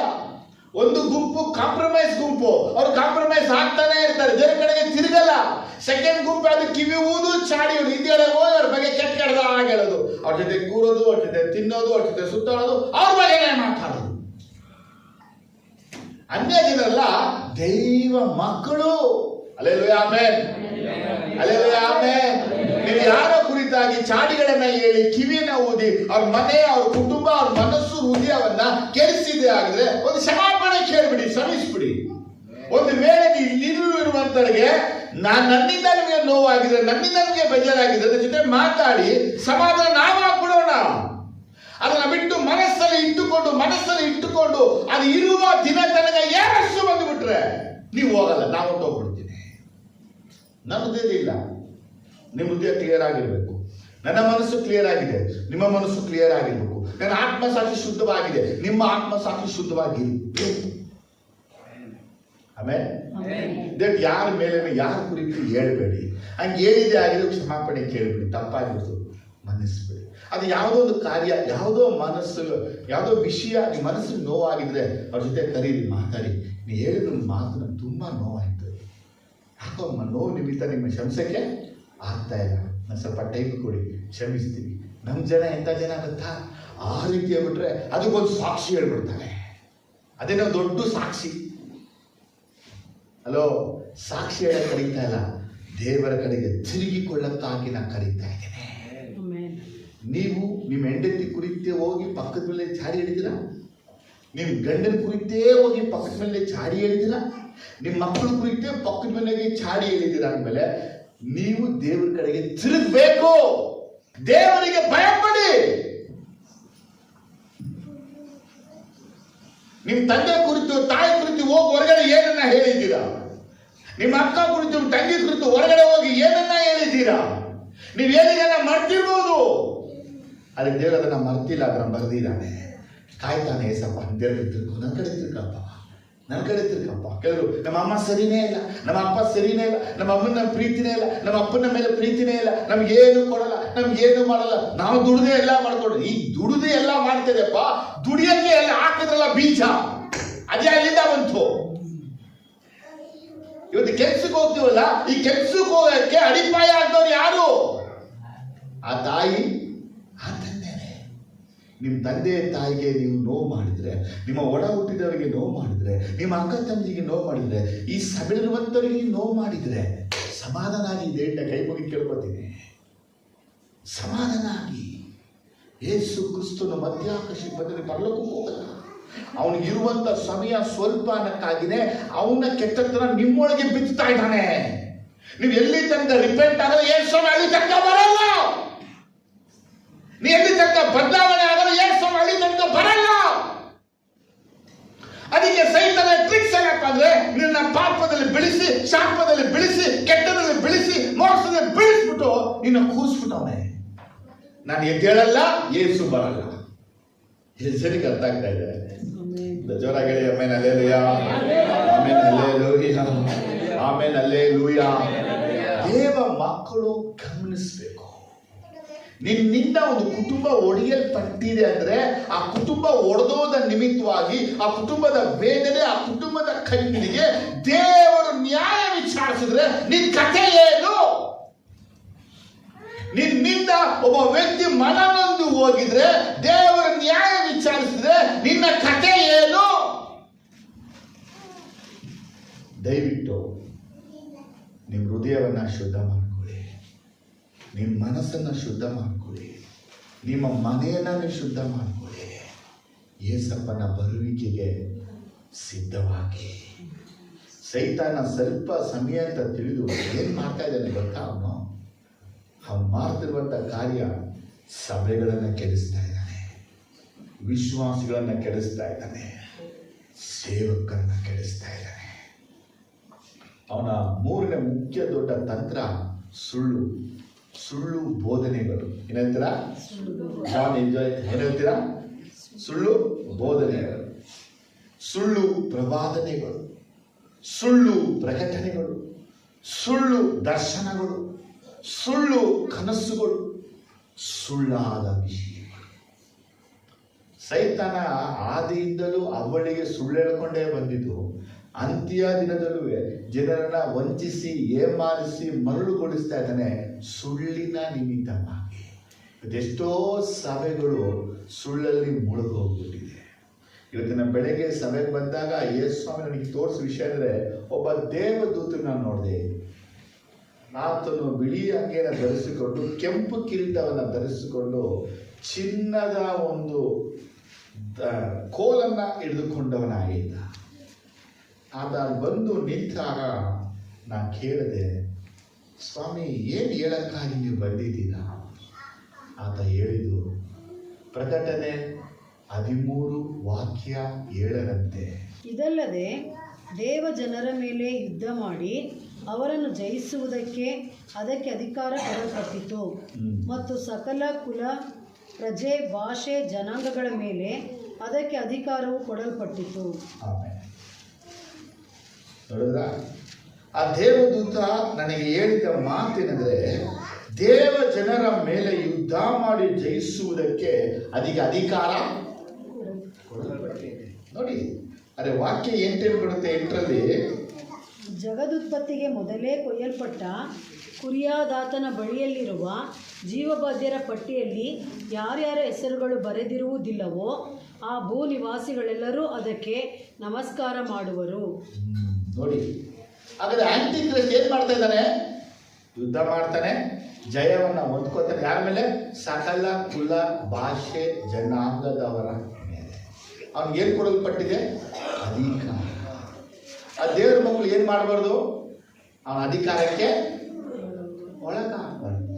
ಆಗ ದೇವರ ಆತ್ಮ ಬಳಿ ನಾನು ಕೇಳಿದೆ, ಈ ವಿಷಯದಲ್ಲಿ ನಮ್ಮ ಜೊತೆ ಏನು ಮಾತಾಡಕ್ಕೆ ಇಷ್ಟಪಡ್ತಾ ಇದ್ದೀರಾ? ಆಗ ಸ್ವಾಮಿ ನನಗೆ ಹೇಳಿದ ಮಾತು, ಸಭೆಗಳಲ್ಲಿ ಸುಳ್ಳು ಬೋಧನೆಗಳು ಬರುತ್ತೆ, ಸಭೆಗಳಲ್ಲಿ ಸುಳ್ಳು ಬೋಧನೆಗಳು ಬರುತ್ತೆ, ಸಭೆಗಳಲ್ಲಿ ಸುಳ್ಳು ಬೋಧನೆಗಳು ಬರುತ್ತೆ. ಜನಗಳು ಸುಳ್ಳನ್ನ ಅವಲಂಬಿಸಿ ಸತ್ಯವನ್ನ ತ್ಯಜಿಸ್ತಾರೆ. ಯಾವುದು ಕೇಳಂಕೆ ಟೀಚಿಂಗ್ಸ್ಗಳು, ಪ್ರೀಚಿಂಗ್ಸ್ಗಳು ಆಸಮ್ ಆಗಿದೆ, ಗ್ಲೋರಿಯಸ್ ಆಗಿದೆ, ಬ್ಯೂಟಿಫುಲ್ ಆಗಿದೆ ಅಂತೇಳಿ ಜನ ಉಪದೇಶವನ್ನ ಕೇಳಕ್ಕೆ ಹೋಗ್ತಾರೋ ಆ ಉಪದೇಶದಲ್ಲಿ ಅವರು ಮೋಸ ಹೋಗ್ತಾರೆ. ಪವಿತ್ರಾತ್ಮನ ಮಾತು ನಿಮ್ಗೆ ಹೇಳ್ತಾ ಇದ್ದೀನಿ, ಎಲ್ಲ ಪ್ರೇಯರ್ ಒಳ್ಳೆ ಪ್ರೇಯರೇ, ಆದರೆ ಎಲ್ಲ ಪ್ರೇಯರಲ್ಲಿ ಯೇಸು ಇಲ್ಲದೆ ಬೇರೆ ಯಾವುದಾದ್ರು ಇದ್ದರೆ ಅದು ಫಾಲ್ಸ್ ಎಂಬುದಾಗಿ ನೀವು ತಿಳ್ಕೊಳ್ಬೇಕು. ಕಳ್ಳ ಬೋಧನೆಗಳು, ಸುಳ್ಳು ಬೋಧನೆಗಳು ಅಧಿಕವಾಗ್ತಾ ಇದೆ. ಇದೇ ಬೈಬಲ್ನ ಇಟ್ಟುಕೊಂಡು ನಿಮ್ಮನ್ನು ಏಮಾರಿಸ್ಬಿಡ್ತಾನೆ. ಇದೇ ಬಿಟ್ಕೊಂಡು ಈ ವಾಕ್ಯಕ್ಕೆ ಹೀಗೆ ಅರ್ಥ, ಈ ರೀತಿ ಅರ್ಥ, ನಾವು ಒಬ್ರದ್ದು ಓದಿದೆ ಅಂತ ಹೇಳ್ತಾರೆ.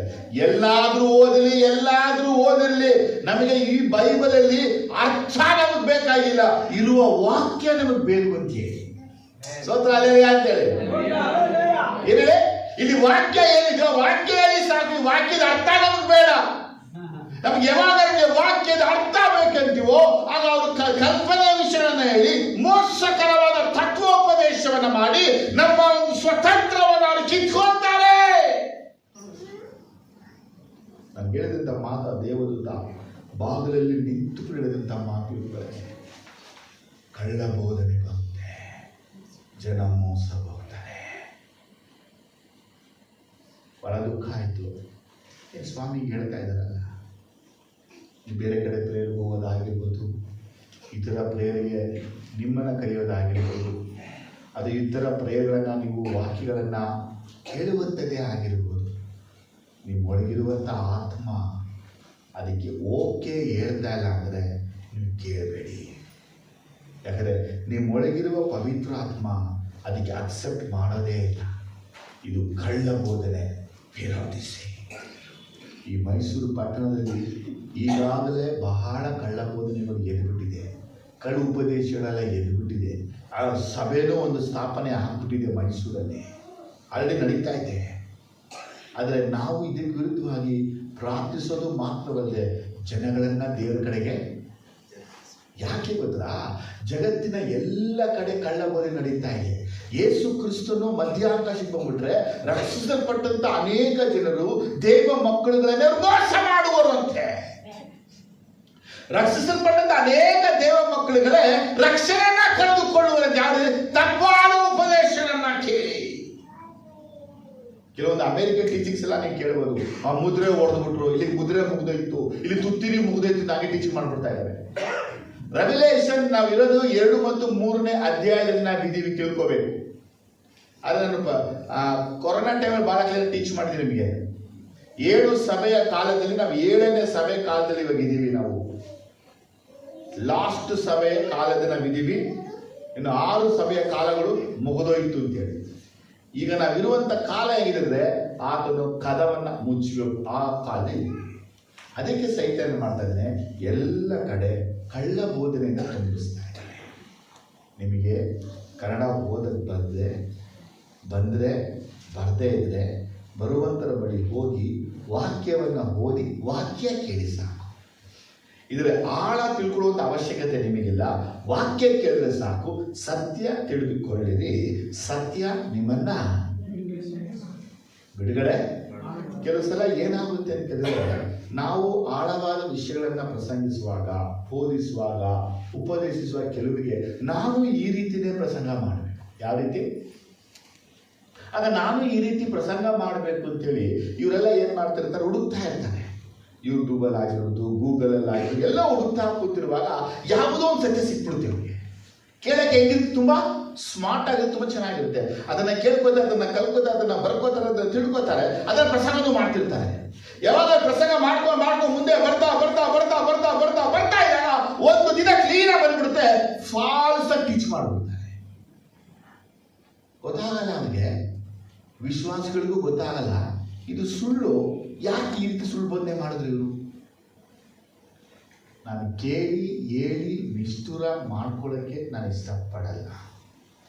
ನಾನು ಮುಂದೆನೇ ಆಗಿರ್ಬೋದು, ನಾನು ಹಿಂದೆನೇ ಆಗಿರ್ಬೋದು, ಕಳ್ಳ ಬೋಧನೆ ಮಾಡಿದ್ರೆ ಅವ್ರು ಸಿಕ್ಕಿದ್ರೆ ಕರೆಕ್ಟಾಗಿ ಹೇಳ್ತೀನಿ, ಇದು ಮಾಡಿರೋದು ತಪ್ಪು ಸರಿ ಹೇಳ್ತೀನಿ, ಕೇಳಿದ್ರೆ ಕೇಳಿ, ಬಿಟ್ಟರೆ ಬೆಳೀತೀನಿ. ಆದರೆ ಅವ್ನು ಎಲ್ಲೂ ನಾನು ಅಟ್ಯಾಕ್ ಮಾಡ್ಕೊಂಡು ಕೆಲಸ ಅಂತ ನಾನು ಮಾಡಲ್ಲ. ಯಾಕಂದ್ರೆ ನಮ್ಗೆ ದೇವ್ರ ಕರೆದಿದ್ದು ಯಾವ ಕೆಲಸಕ್ಕೆ? ಸ್ವಾರ್ಥೇನಾ? ನಾವು ಇವರಿಂದ ಹೋದ್ರೆ ಏನಾಗುತ್ತೆ? ಅವ್ರು ನಮ್ಮ ಸಮಯ ಏನ್ ಮಾಡ್ತಾರೆ, ನಮ್ಮ ವೇಳೆ ಏನ್ ಮಾಡ್ತಾರೆ, ನಮ್ಮ ದಿನಗಳನ್ನ ಏನ್ ಮಾಡ್ತಾರೆ. ಹಾಗಾಗಿ ಸೈತಾನ ಇಡೀ ಪ್ರಪಂಚದಲ್ಲಿ ಎಲ್ಲಾ ಕಡೆ ಕಳಿಸ್ಬಿಟ್ಟಿದ್ದಾನೆ, ಸುಳ್ಳು ಪ್ರವಾದನೆ ಕಳಿಸ್ಬಿಟ್ಟವನೆ. ನಿಮಗೆ ಪ್ರವಾದನೆ ಬೇಕಾ? ಬೈಬಲ್ ತಗೊಳ್ಳಿ. ವಾಗ್ದಾನ ಬೇಕಾ? ಬೈಬಲ್ ತಗೊಳ್ಳಿ. ಇಲ್ಲಿದೆ ಅನೇಕ ವಾಗ್ದಾನಗಳು, ಇಲ್ಲಿ ತಗೊಳ್ಳಿ. ಯೇಸುವಿನ ಗಾಯಗಳಿಂದ ಗುಣವಾದ, ಅದೇ ಪ್ರವಾದನ ವಾಕ್ಯ. ಆತನ ಬಾಸುವಿನ ಗುಣವಾದ, ಅದೇ ವಾಗ್ದಾನ ವಾಕ್ಯ. ನನ್ನ ನಂಬುವವನ ಆಶಾಭಾಗ ಪಡೋ, ಅದೇ ವಾಗ್ದಾನ ಇಟ್ಕೊಳ್ಳಿ. ನೀವು ನಂಬುವುದರೊಳಗೆ ಜೀವಗಳ ನದಿ ಹರಿಯುವುದು, ಅದೇ ಇಟ್ಕೊಳ್ಳಿ. ಈ ರೊಟ್ಟಿ ತಿನ್ನೋನು ಅವ್ನಿಗೆ ಹಸಿವೆ ಬರಲ್ಲ, ಅದನ್ನ ವಾಗ್ದಾನವಾಗಿ ಇಟ್ಕೊಳ್ಳಿ. ಯಾರೋ ಒಂದು ಸೇವಕರು ಬರಲಿ, ನನ್ನ ತಲೆ ಮೇಲೆ ಕೈ ಇಟ್ಟು ವಾಗ್ದಾನ ಹೇಳಿ ಇಟ್ಕೊಂಡು ಹೋಗ್ತೀವಿ. ನಿಮಗೆ ಬರುವಂತ ಪ್ರಾಫೆಸಿಗಳು ಅದು ಉದ್ರೇಕ ಆತ್ಮದಿಂದ ಬರುವಂತದ್ದಾಗಿರುತ್ತೆ. ದೇವರ ಆತ್ಮನಿಂದ ಬರದೆ ಅದು ಲೌಕಿಕ ಆತ್ಮದಿಂದ, ಪ್ರಪಂಚದ ಆತ್ಮದಿಂದ, ಅವರ ಆತ್ಮದಿಂದ ಪ್ರವಾದಿಗಳು ಬಿಡ್ತಾರೆ. ಓ, ಬರುವಂತ ವರ್ಷ ನೀ ಕಾರನ್ನ ತಗೊಳ್ತೀಯ, ಬರುವಂತ ವರ್ಷ ನೀ ಮನೆ ಕಟ್ಬಿಡ್ತೀಯ, ಬರುವಂತ ವರ್ಷ ನಿಮಗೆ ಮಕ್ಕಳಾಗ್ಬಿಡುತ್ತೆ. ಅದು ನಡೆಯಕ್ಕೆ ನಾವು ಓಡ್ತೀವಿ. ನೀವು ಹೇಳ್ದಂಗೆ ಬ್ರದರ್ ನಡಿಲ್ಲ. ಎಲ್ಲರೂ ನೀವು ಪ್ರೇರಣೆ ಮಾಡಿಲ್ಲ, ನೀವು ಪ್ರೇರಣೆ ಮಾಡಿಲ್ಲ, ಡೈರೆಕ್ಟ್ ಆಗಿ ಹೇಳ್ಬಿಡ್ತಾರೆ. ದೇವರು ವಾಗ್ದಾನ ಮಾಡಿದ್ರೆ ನೆರವೇರಿಸ್ತಾನೆ. ಅದು 1 ವರ್ಷ, 2 ವರ್ಷ, 5 ವರ್ಷ, 10 ವರ್ಷ, 20 ವರ್ಷ ನೆರವೇರಿದೆ. ನನ್ನ ಮುಖಾಂತರವಾಗಿ ದೇವರ ಆತ್ಮ ಅನೇಕರಿಗೆ ಏನೆಲ್ಲ ಪ್ರಕಟಣೆ ಕೊಟ್ಟಿದ್ದಾನೋ, ಪ್ರವಾದನೆ ನುಡಿದಿದ್ದಾನೋ, ಅದು ಕೆಲವೊಂದುಗಳೆಲ್ಲ 10-15 ವರ್ಷ ಆದಮೇಲೆ ನೆರವೇರಿದೆ. ದೇವರ ಮಾತು ಯಾವತ್ತು ಬಿದ್ದು ಹೋಗಲ್ಲ. ಭೂಮಿ ಆಕಾಶವೇ ಅಳಿದು ಹೋಗ್ಬಿಡುತ್ತೆ. ಭೂಮಿ ಆಕಾಶ ನಾಶ ಆಗೋದು ಎಷ್ಟು ಸುಲಭನೋ, ಅದು ಒಂದು ಬೈಬಲ್ ಒಂದು ಕಾಮ ಪುಲಿ ಸ್ಟಾಪ್ ನೆರವೇರಬೇಕು ಯೇಸು ಹೇಳಿದ್ದಾರೆ. ದೇವರ ವಾಕ್ಯವನ್ನು ನಂಬಬೇಕು. ಏನೋ ದಾನವಾಗಿ ಜೀವನ ಮಾಡ್ಕೊಂಡು ಹೋಗಲ್ಲ. ಅಲ್ಲಿ ಕೂತ್ಕೊಂಡು ಇಲ್ಲಿ ಕೂತ್ಕೊಂಡು ಅಡ್ಡ ಹೊಡ್ಕೊಂಡು ಮಾತಾಡ್ಕೊಂಡು ಟೈಮ್ ಪಾಸ್ ಮಾಡ್ಕೊಂಡು ಯೇಸು ಕ್ರಿಸ್ತನ ಮಧ್ಯ ಆಕಾಶಕ್ಕೆ ಹೋಗ್ಬಿಟ್ರೆ ನಮ್ಮ ಕಥೆ ಏನು? ಅವ್ರ ಬಗ್ಗೆ ಇವ್ರ ವಿಷಯ ಅವ್ರ ವಿಷಯ ತಲೆಯಲ್ಲಿ ಹಾಕೊಂಡು ಸಮಾಧಾನ ಕೆಡಿಸ್ಕೊಂಡು, ನೆಮ್ಮದಿ ಕೆಡಿಸ್ಕೊಂಡು, ಕೆಲ್ಸಕ್ಕೆ ಹೋಗದೆ, ವ್ಯಾಪಾರಕ್ಕೆ ಹೋಗದೆ, ಅಡಿಗೆ ಮಾಡದೆ, ಊಟ ತಿಂದೆ, ಬೆಡ್ಡಲ್ಲಿ ಅಳ್ತ ಮಾಡ್ಕೊಂಡಿದ್ರೆ ಏಸು ಮಧ್ಯ ಆಕಾಶ ಬಂದ್ರೆ ನಿಮ್ ಕಥೆ ಏನು? ನೀವು ಅವಾಯ್ಡ್ ಮಾಡಬೇಕು. ನನ್ನ ಸಮಾಧಾನ ಕೆಡಿಸಕ್ ನಂಗೆ ಹೇಳ್ಬೇಡಿ. ಯಾರಾದ್ರೂ ನಿಮ್ಮೊಂದು ವಿಷಯ ಗೊತ್ತ ಬೇಕಾಗಿಲ್ಲ. ನನಗೂ ನಮ್ಮ ಮನೆಗೂ ನನ್ನ ಕುಟುಂಬಕ್ಕೂ ಸಮಾಧಾನ ಕೆಡಿಸಿ ನನ್ನ ಸಮಯವನ್ನು ಹಾಳು ಮಾಡೋ ವಿಷಯ ನನಗೆ ನೀವು ಅವಾಯ್ಡ್ ಮಾಡಬೇಕು ಅಂತ ಫೋನ್ ಕಾಲ್ಸ್ ಅವಾಯ್ಡ್ ಮಾಡಬೇಕು, ಅಂತ ಮೆಸೇಜ್ ಅವಾಯ್ಡ್ ಮಾಡಬೇಕು. ಅವ್ರನ್ನ ಬ್ಲಾಕ್ ಲಿಸ್ಟ್ಗೆ ಹಾಕ್ಬಿಡ್ಬೇಕು ನೀವು. ಯಾಕಂದ್ರೆ ಸೈತಾನ ಯಾರಿಂದ ಯಾರ ಮುಖಾಂತರವಾಗಿ ನಿಮ್ಮ ಜೀವನದಲ್ಲಿ ಕೆಲಸ ಮಾಡ್ತೀನಿ ಗೊತ್ತೇನೆ ಆಗಲ್ಲ. ದೇವರ ಆತ್ಮಗಳಿಂದ ಮಾತು ನಿಮ್ಗೆ ಹೇಳ್ತಾ ಇದ್ದೀನಿ. ಸೈತಾನ ಅನೇಕರ ಜೀವನದಲ್ಲಿ ಕಾರ್ಯ ಮಾಡ್ಕೊಂಡೇ ಬರ್ತಾ ಇದ್ದಾನೆ. ಏನಕ್ಕೆ ಕಾರ್ಯ ಮಾಡ್ತಾ ಇದ್ದಾನೆ? ನಿಮ್ಮ ಮಕ್ಕಳ ಜೀವನ ನೋಡಿ, ನಿಮ್ಮ ಸೊಸೆ ಜೀವನ ನೋಡಿ, ನಿಮ್ಮ ಮೊಮ್ಮಕ್ಕಳ ಜೀವನ ನೋಡಿ. ಇವತ್ತು ಯೇಸು ಕ್ರಿಸ್ತನ ಮಧ್ಯಾಕಾಶಕ್ಕೆ ಬಂದರೆ ಇವರ ಕಥೆಗಳೆಲ್ಲ ಏನು? ಇವರೆಲ್ಲ ಬದಲಾವಣೆ, ಮಕ್ಕಳೆಲ್ಲ ಬದಲಾವಣೆ ಆಗಬೇಕು ಅಂತ ಎಷ್ಟು ಪ್ರಯತ್ನ ಪಡ್ತಾನೆ ಇದ್ದೀವಿ. ಆದರೆ ನಮ್ಮ ಮನೆ ನಮ್ಮ ಮಕ್ಕಳುಗಳು ಪ್ರೇರಣೆ ಮಾಡಲ್ವಲ್ಲ. ಇನ್ನು ಕೆಲವರಿಗೆ ಸುತ್ತದ್ರಲ್ಲೇ ಟೈಮು, ಬರೀ ಸುತ್ತ. ವೀಕೆಂಡ್ ಆದರೆ ಸುತ್ತು, ಹೋಟ್ಲಿಗೆ ಹೋಗು, ಅಲ್ಲಿ ತಿನ್ನು, ಏನು ತಿನ್ನು. ನಾನು ತಿನ್ಬೇಡ ಅಂತ ಹೇಳ್ತಾ ಇಲ್ಲ. ಸ್ವಲ್ಪ ಸಮಯ ಏಸಪ್ಪನಿಗೆ, ಆತ್ಮಕ್ಕೆ, ನಿತ್ಯ ಜೀವ ಉಟ್ಕೊಳ್ಳೋಕ್ಕೆ ಒಂದು ಪ್ರಯತ್ನ ಯಾಕೆ ನಾವು ಪಡಬಾರ್ದು? ಆಮೇಲೆ ಹಲ್ಲೆಲೂಯಾ. ಆದರೆ ಯೇಸು ಕ್ರಿಸ್ತನು ಬರಕ್ಕೆ ಇರುವಂತಹ ಮುಖ್ಯ ಕಾರ್ಯ ಏನು ಗೊತ್ತಾ? ಜಗತ್ತಿಗೆಲ್ಲ ಸುವಾರ್ತೆ ಸಾರಲ್ಪಡಬೇಕು. ಹೇಳುವುದು ಮಾತನ್ನ ಏನೇ ಸಾರ್ಬಿಟ್ರೆ ಯಾರು ಬಂದ್ಬಿಡ್ತಾರೆ? ಈಗ ಯೇಸು ಸ್ವಾಮಿ ಬರಕ್ಕೂ ಕದಗಳನ್ನ ಮುಚ್ಚಕ್ಕೂ ಒಂದೇ ಒಂದು ಕಾರ್ಯ. ಇಲ್ಲಿ ನಡಿಬೇಕು, ಅಲ್ಲಿ ಕದ ಮುಚ್ಚಬೇಕು, ಇಲ್ಲಿ ಕಾರ್ಯ ನಡಿಬೇಕು, ಇಲ್ಲಿ ಕಾರ್ಯ ನಡಿಬೇಕು, ಕದ ಮುಚ್ಚಿಬಿಡ್ತಾರೆ, ಯೇಸು ಬಂದ್ಬಿಡ್ತಾರೆ. ಆ ಕಾರ್ಯವೇ ಸುವಾರ್ತೆ. ಅದೇ ನನಗೆ ಪವಿತ್ರಾತ್ಮ 2 ವಿಷಯ ಹೇಳಿದ್ರು. ಸೈತಾನ ಏನ್ ಮಾಡ್ತಾ ಇದ್ದಂತೆ, ಪ್ರಪಂಚದ ಎಲ್ಲ ಕಡೆ ತೊಂದರೆಗಳು, ಹಾನಿಗಳು ಎಲ್ಲ ಮಾಡೋದಂತೆ. ಒಂದು ಕಡೆ ಭೂಕಂಪ, ಜ್ವಾಲಾಮುಖಿ, ಆಕ್ಸಿಡೆಂಟು, ಎಲ್ಲ ತರ ಕೇಡುಗಳನ್ನ ಮಾಡಿ ಎಲ್ಲರನ್ನ ಕೊಲ್ತಾ ಇದ್ದ. ಯಾಕಂದ್ರೆ ಅವನಿಗೆ ಚೆನ್ನಾಗಿ ಗೊತ್ತಿತ್ತು ಸಮಯ ಏನಿದೆ ನನಗೆ. ಈ ಅಡ್ವಾನ್ಸ್ ಕಾಲಕ್ಕೆ ಬಂದ್ಬಿಟ್ಟು ಏನ್ ಮಾಡಂದ್ರೆ, ಈ ಒಂದು ಪ್ರಕೃತಿಗಳ ಮೇಲೆ ಕೆಲಸ ಮಾಡೋದನ್ನ ನಿಲ್ಲಿಸ್ಬಿಟ್ಟವನೆ. ಈಗ ಪ್ರಕೃತಿಗಳ ಮೇಲೆ ಕೆಲಸ ದೇವರೇ ಮಾಡ್ತಾ ಇದ್ದಾನೆ. ಅದು ಹೇಳಿದ ಮಾತು ನೆರವೇರ್ಬೇಕನ್ನಕ್ಕಾಗಿ ಅಲ್ಲಲ್ಲಿ ಬರಗಾಲಗಳು, ಅಲ್ಲಲ್ಲಿ ಯುದ್ಧಗಳು, ಅಲ್ಲಲ್ಲಿ ಭೂಕಂಪಗಳನ್ನ ದೇವರೇ ಸೃಷ್ಟಿ ಮಾಡ್ತಾ ಇದ್ದಾನೆ. ನಾನು ಬರೋಕ್ಕೆ ಸಮಯ ಆಯ್ತು, ನಾನು ಬರ್ತೀನಿ. ಹೆಚ್ಚಿನ ಅರ್ಥ ಆಗ್ತಾ ಇದೆ. ಫಸ್ಟ್ ಈ ಕೆಲಸ ಯಾರು ಮಾಡ್ತಾ ಇದ್ದು? ಈಗ ಯಾರು ಮಾಡ್ತಾ ಇದ್ದಾರೆ? ಈಗ ದೇವರೇ ತನ್ನ ಪ್ರವಾದನೆ ನೆರವೇರುವುದಕ್ಕಾಗಿ, ವಾಗ್ದಾನ ನೆರವೇರುವುದಕ್ಕಾಗಿ ಪ್ರಪಂಚದ ಎಲ್ಲ ಕಡೆ ಕೆಲಸ ಮಾಡ್ತಾ ಇದ್ದಾರೆ. ಭೂಕಂಪಗಳು ಎಲ್ಲಾ ದೇಶ ನಡೀತಾ ಇದೆ. ಸಮುದ್ರದಲ್ಲಿ ನೋಡಿ, ಎಲ್ಲಾ ತರ ಸಮುದ್ರದಲ್ಲಿ ಮತ್ತೆ ಮತ್ತೆ ದೇವರು ಯಾಕೆ ಇದನ್ನ ಮಾಡ್ತಾ ಇದ್ದಾನೆ? ನಾವು ಬರೋಕೆ ಸಮಯ ಹತ್ರ ಆಯ್ತು. ಅದಕ್ಕೆ ಸೈತಾನ ಏನ್ ಮಾಡ್ತಾ ಇದ್ದಾನೆ ಗೊತ್ತಾ? ಸ್ತೋತ್ರ. ನಾನು ದೇವರ ಮಾಡಿದ ಮಾತು ಹೇಳ್ತಾ ಇದ್ದೀನಿ. ದೇವರೇ ತನ್ನ ವಾಗ್ದಾನವನ್ನ ನೆರವೇರಿಸುವುದಕ್ಕಾಗಿ ಎಲ್ಲಾ ರೀತಿ ಪ್ರಪಂಚದ ಕಾರ್ಯ ಮಾಡ್ಕೊಂಡ್ಬಂದ್ರೆ ಇವನು ತಡೆಯಾಗಿ ನಿಂತಿರೋದು ಒಂದೇ ಒಂದು ಕಡೆ, ಸುವಾರ್ತೆ ಸಾರದಂತೆ. ನೋಡಿ, ಈ ತಲೆಗೆ ಉಪಯೋಗಿಸೋಣ ಹೇಳಿ ಬೇಡ. ದೇವರ ಈಗ ತನ್ನ ವಾಗ್ದಾನ ನೆರವೇರಿಸಕ್ಕೆ ಎಲ್ಲವನ್ನು ಮಾಡ್ತಾ ಇದ್ದಾರೆ. ಆದ್ರೆ ಇವನಿಗೆ ಏನ್ ಮಾಡ್ತಾ ಇದ್ದಾರೆ? ಸುವಾರ್ತೆಗೆ ತಡೆ ತಂದುಬಿಟ್ಟವನೆ.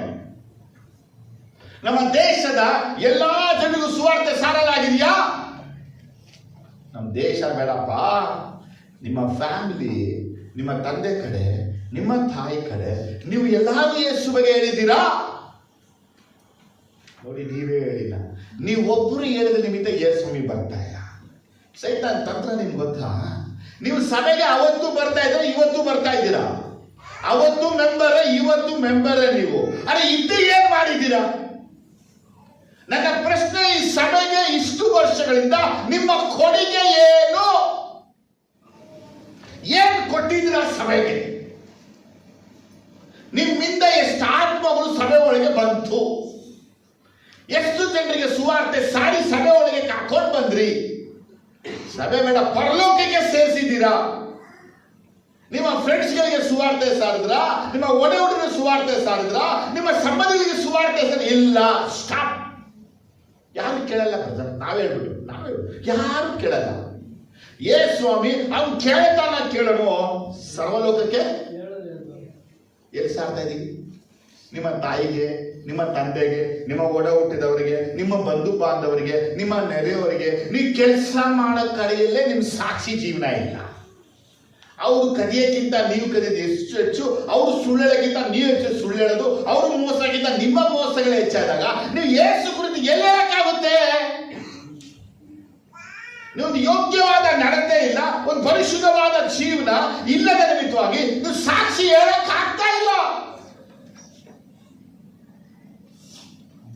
ದೇವರೇ ತನ್ನ ವಾಗ್ದಾನ ನೆರವೇರಿಸಕ್ಕೆ ಸಿದ್ಧವಾಗಿದ್ದು ಪ್ರಪಂಚದ ಎಲ್ಲಾ ಕಡೆ ಸೂಚನೆಗಳನ್ನ ತೋರಿಸ್ಕೊಂಡೇ ಬರ್ತಾ ಇದ್ದಾರೆ. ಆದ್ರೆ ಪ್ರಪಂಚದ ಎಲ್ಲೆಡೆ ಸುವಾರ್ತೆ ಮಾತ್ರ ಸಾರ್ಥಕ ಬರ್ತಾ ಇಲ್ಲ.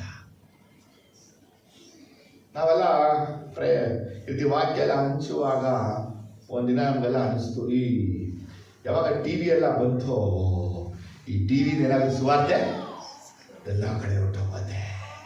ಅವಾಗ ಯಾವುದು DD ಕನ್ನಡ ಚಾನೆಲ್ಗಳು, ಆಮೇಲೆ ಸ್ಟಾರ್ ಟಿವಿ ಬಂತು. ಓಹೋ, ಸ್ಟಾರ್ ಟಿವಿ ಬಂದ್ಮೇಲೆ ಎಲ್ಲ ಕಡೆ ಪ್ರಪಂಚ ಸುವಾರ್ತೆಗಳು. ಈಗ ಏನ್ ಬಂದ್ಬಿಟ್ಟಿದೆ? ಸತ್ಯ ಹೇಳಿ, ಈ ಒಂದು ಫೋನಲ್ಲಿ ಎಷ್ಟು ಪ್ರೇಯರು, ಎಷ್ಟು ಆರಾಧನೆ ನೀವು ನೋಡಿದ್ದು, ಕೇಳಿದ್ದು, ಶೇರ್ ಮಾಡಿದ್ದು ಉಂಟು. ಸುಳ್ಳು ಹೇಳಿಬೇಕಾದ್ರೆ ಸೀರಿಯಲ್ ನೋಡಿದ್ದು, ಧಾರಾವಾಹಿ ನೋಡಿದ್ದು, ಫಿಲಿಮ್ ನೋಡಿದ್ದು, ರೀಲ್ಸ್ ನೋಡಿದ್ದು, ಕುರಿ ನೋಡಿದ್ದು ಎಷ್ಟಿರೋದು. ಪ್ರೇಯರ್ ಗೊತ್ತಾ? ಒಂದು ಪ್ರೇಯರ್ ಮಾಡಿಬಿಟ್ಟ. ನಾವು ಒಂದು ಫೋನ್ ತಗೊಂಡ್ರೆ ಪ್ರೇಯರ್ ನೋಡ್ತಾನೇ ಯೇಸುವಿನ ನಾಮದಲ್ಲಿ ಇವ್ರು ಫೋನ್ ತಗೊಳ್ಳಿ, ಯೇಸುವಿನ ನಾಮದಲ್ಲಿ ಪ್ರೇಯರ್ ಫೋನ್ ತಗೊಂಡ್ರೆ ನೋಡಿ ಪ್ರೇಯರ್ ಮಾಡ್ಕೊಂಡು ಯೇಸು ನಾಮದಲ್ಲಿ ಒಳ್ಳೇದಕ್ಕೆ ಪ್ರೇಯರ್ ಮಾಡಿ. ಆಯ್ತು, ಒಂದು ವಾರ ಬರೀ ಪ್ರೇಯರ್. ಜೇಸ್ ಕಾಸು ಹಾಕಮ್ಮ, ಜೇಸ್ ನಿಮ್ಸ್ ಹಾಕಮ್ಮ, TSM ಚರ್ಚ್ ಹಾಕಮ್ಮ, ಬ್ರದರ್ದಲ್ಲಿ ಹಾಕಮ್ಮ, ಎಲ್ಲ ಹಾಕೊಟ್ಟು ಒಂದು 15 ದಿವಸ ಆದ್ಮೇಲೆ ರಾಜ್ಕುಮಾರ್ ಫಿಲಿಂ ಬರ್ತಾ ಇಲ್ವಲ್ಲ, ಇಲ್ಲಿ ವಿಷ್ಣುವರ್ಧನ್ ಬರ್ತಾ ಇಲ್ವಲ್ಲ, ಇವನು ಯಾರು ಸುದೀಪ್ದು ಬರ್ತಾ ಇಲ್ವಲ್ಲ, ದರ್ಶನ್ದು ಬರ್ತಾ ಇಲ್ವಲ್ಲ, ಹಾಕಮನ್ಸು ಸೀರಿಯಲ್ಗಳು ಹಾಕಮನ್ಸು. ಇವಾಗ ಇವ್ರಿಗೆ ಟೈಮಿಗೆ ಫಿಲಿಮ್ಗೆ ನೋಡಕ್ಕೇನೆ ಫೋನ್ ಉಪಯೋಗ ಆಗ್ತಾ ಇದೆ. ಒಂದು ವಾಕ್ಯ ಶೇರ್ ಮಾಡಲ್ಲ, ಒಂದು ವಾಕ್ಯ ಫೇಸ್ಬುಕ್ ಅಲ್ಲಿ ವಾಕ್ಯ ಶೇರ್ ಮಾಡಲ್ಲ, ವಾಟ್ಸಪ್ ಅಲ್ಲಿ ಮಾಡಲ್ಲ. ಯಾರು ಸ್ಟೇಟಸ್ ನೋಡಿದ ಅಲ್ಲಿ ಬಿದ್ದೆ, ಇಲ್ಲಿ ಬಿದ್ದೆ, ಅಲ್ಲಿದ್ದೆ, ಇಲ್ಲದ್ದೆ, ಅಲ್ಲಿ ಹೋದೆ, ಇಲ್ಲಿ ಹೋದೆ, ಇದನ್ನ ಮಾತ್ರ ಆಗ್ತಿರ್ತಾರೆ. ಇದು ವಾಕ್ಯಗಳಿಲ್ಲ.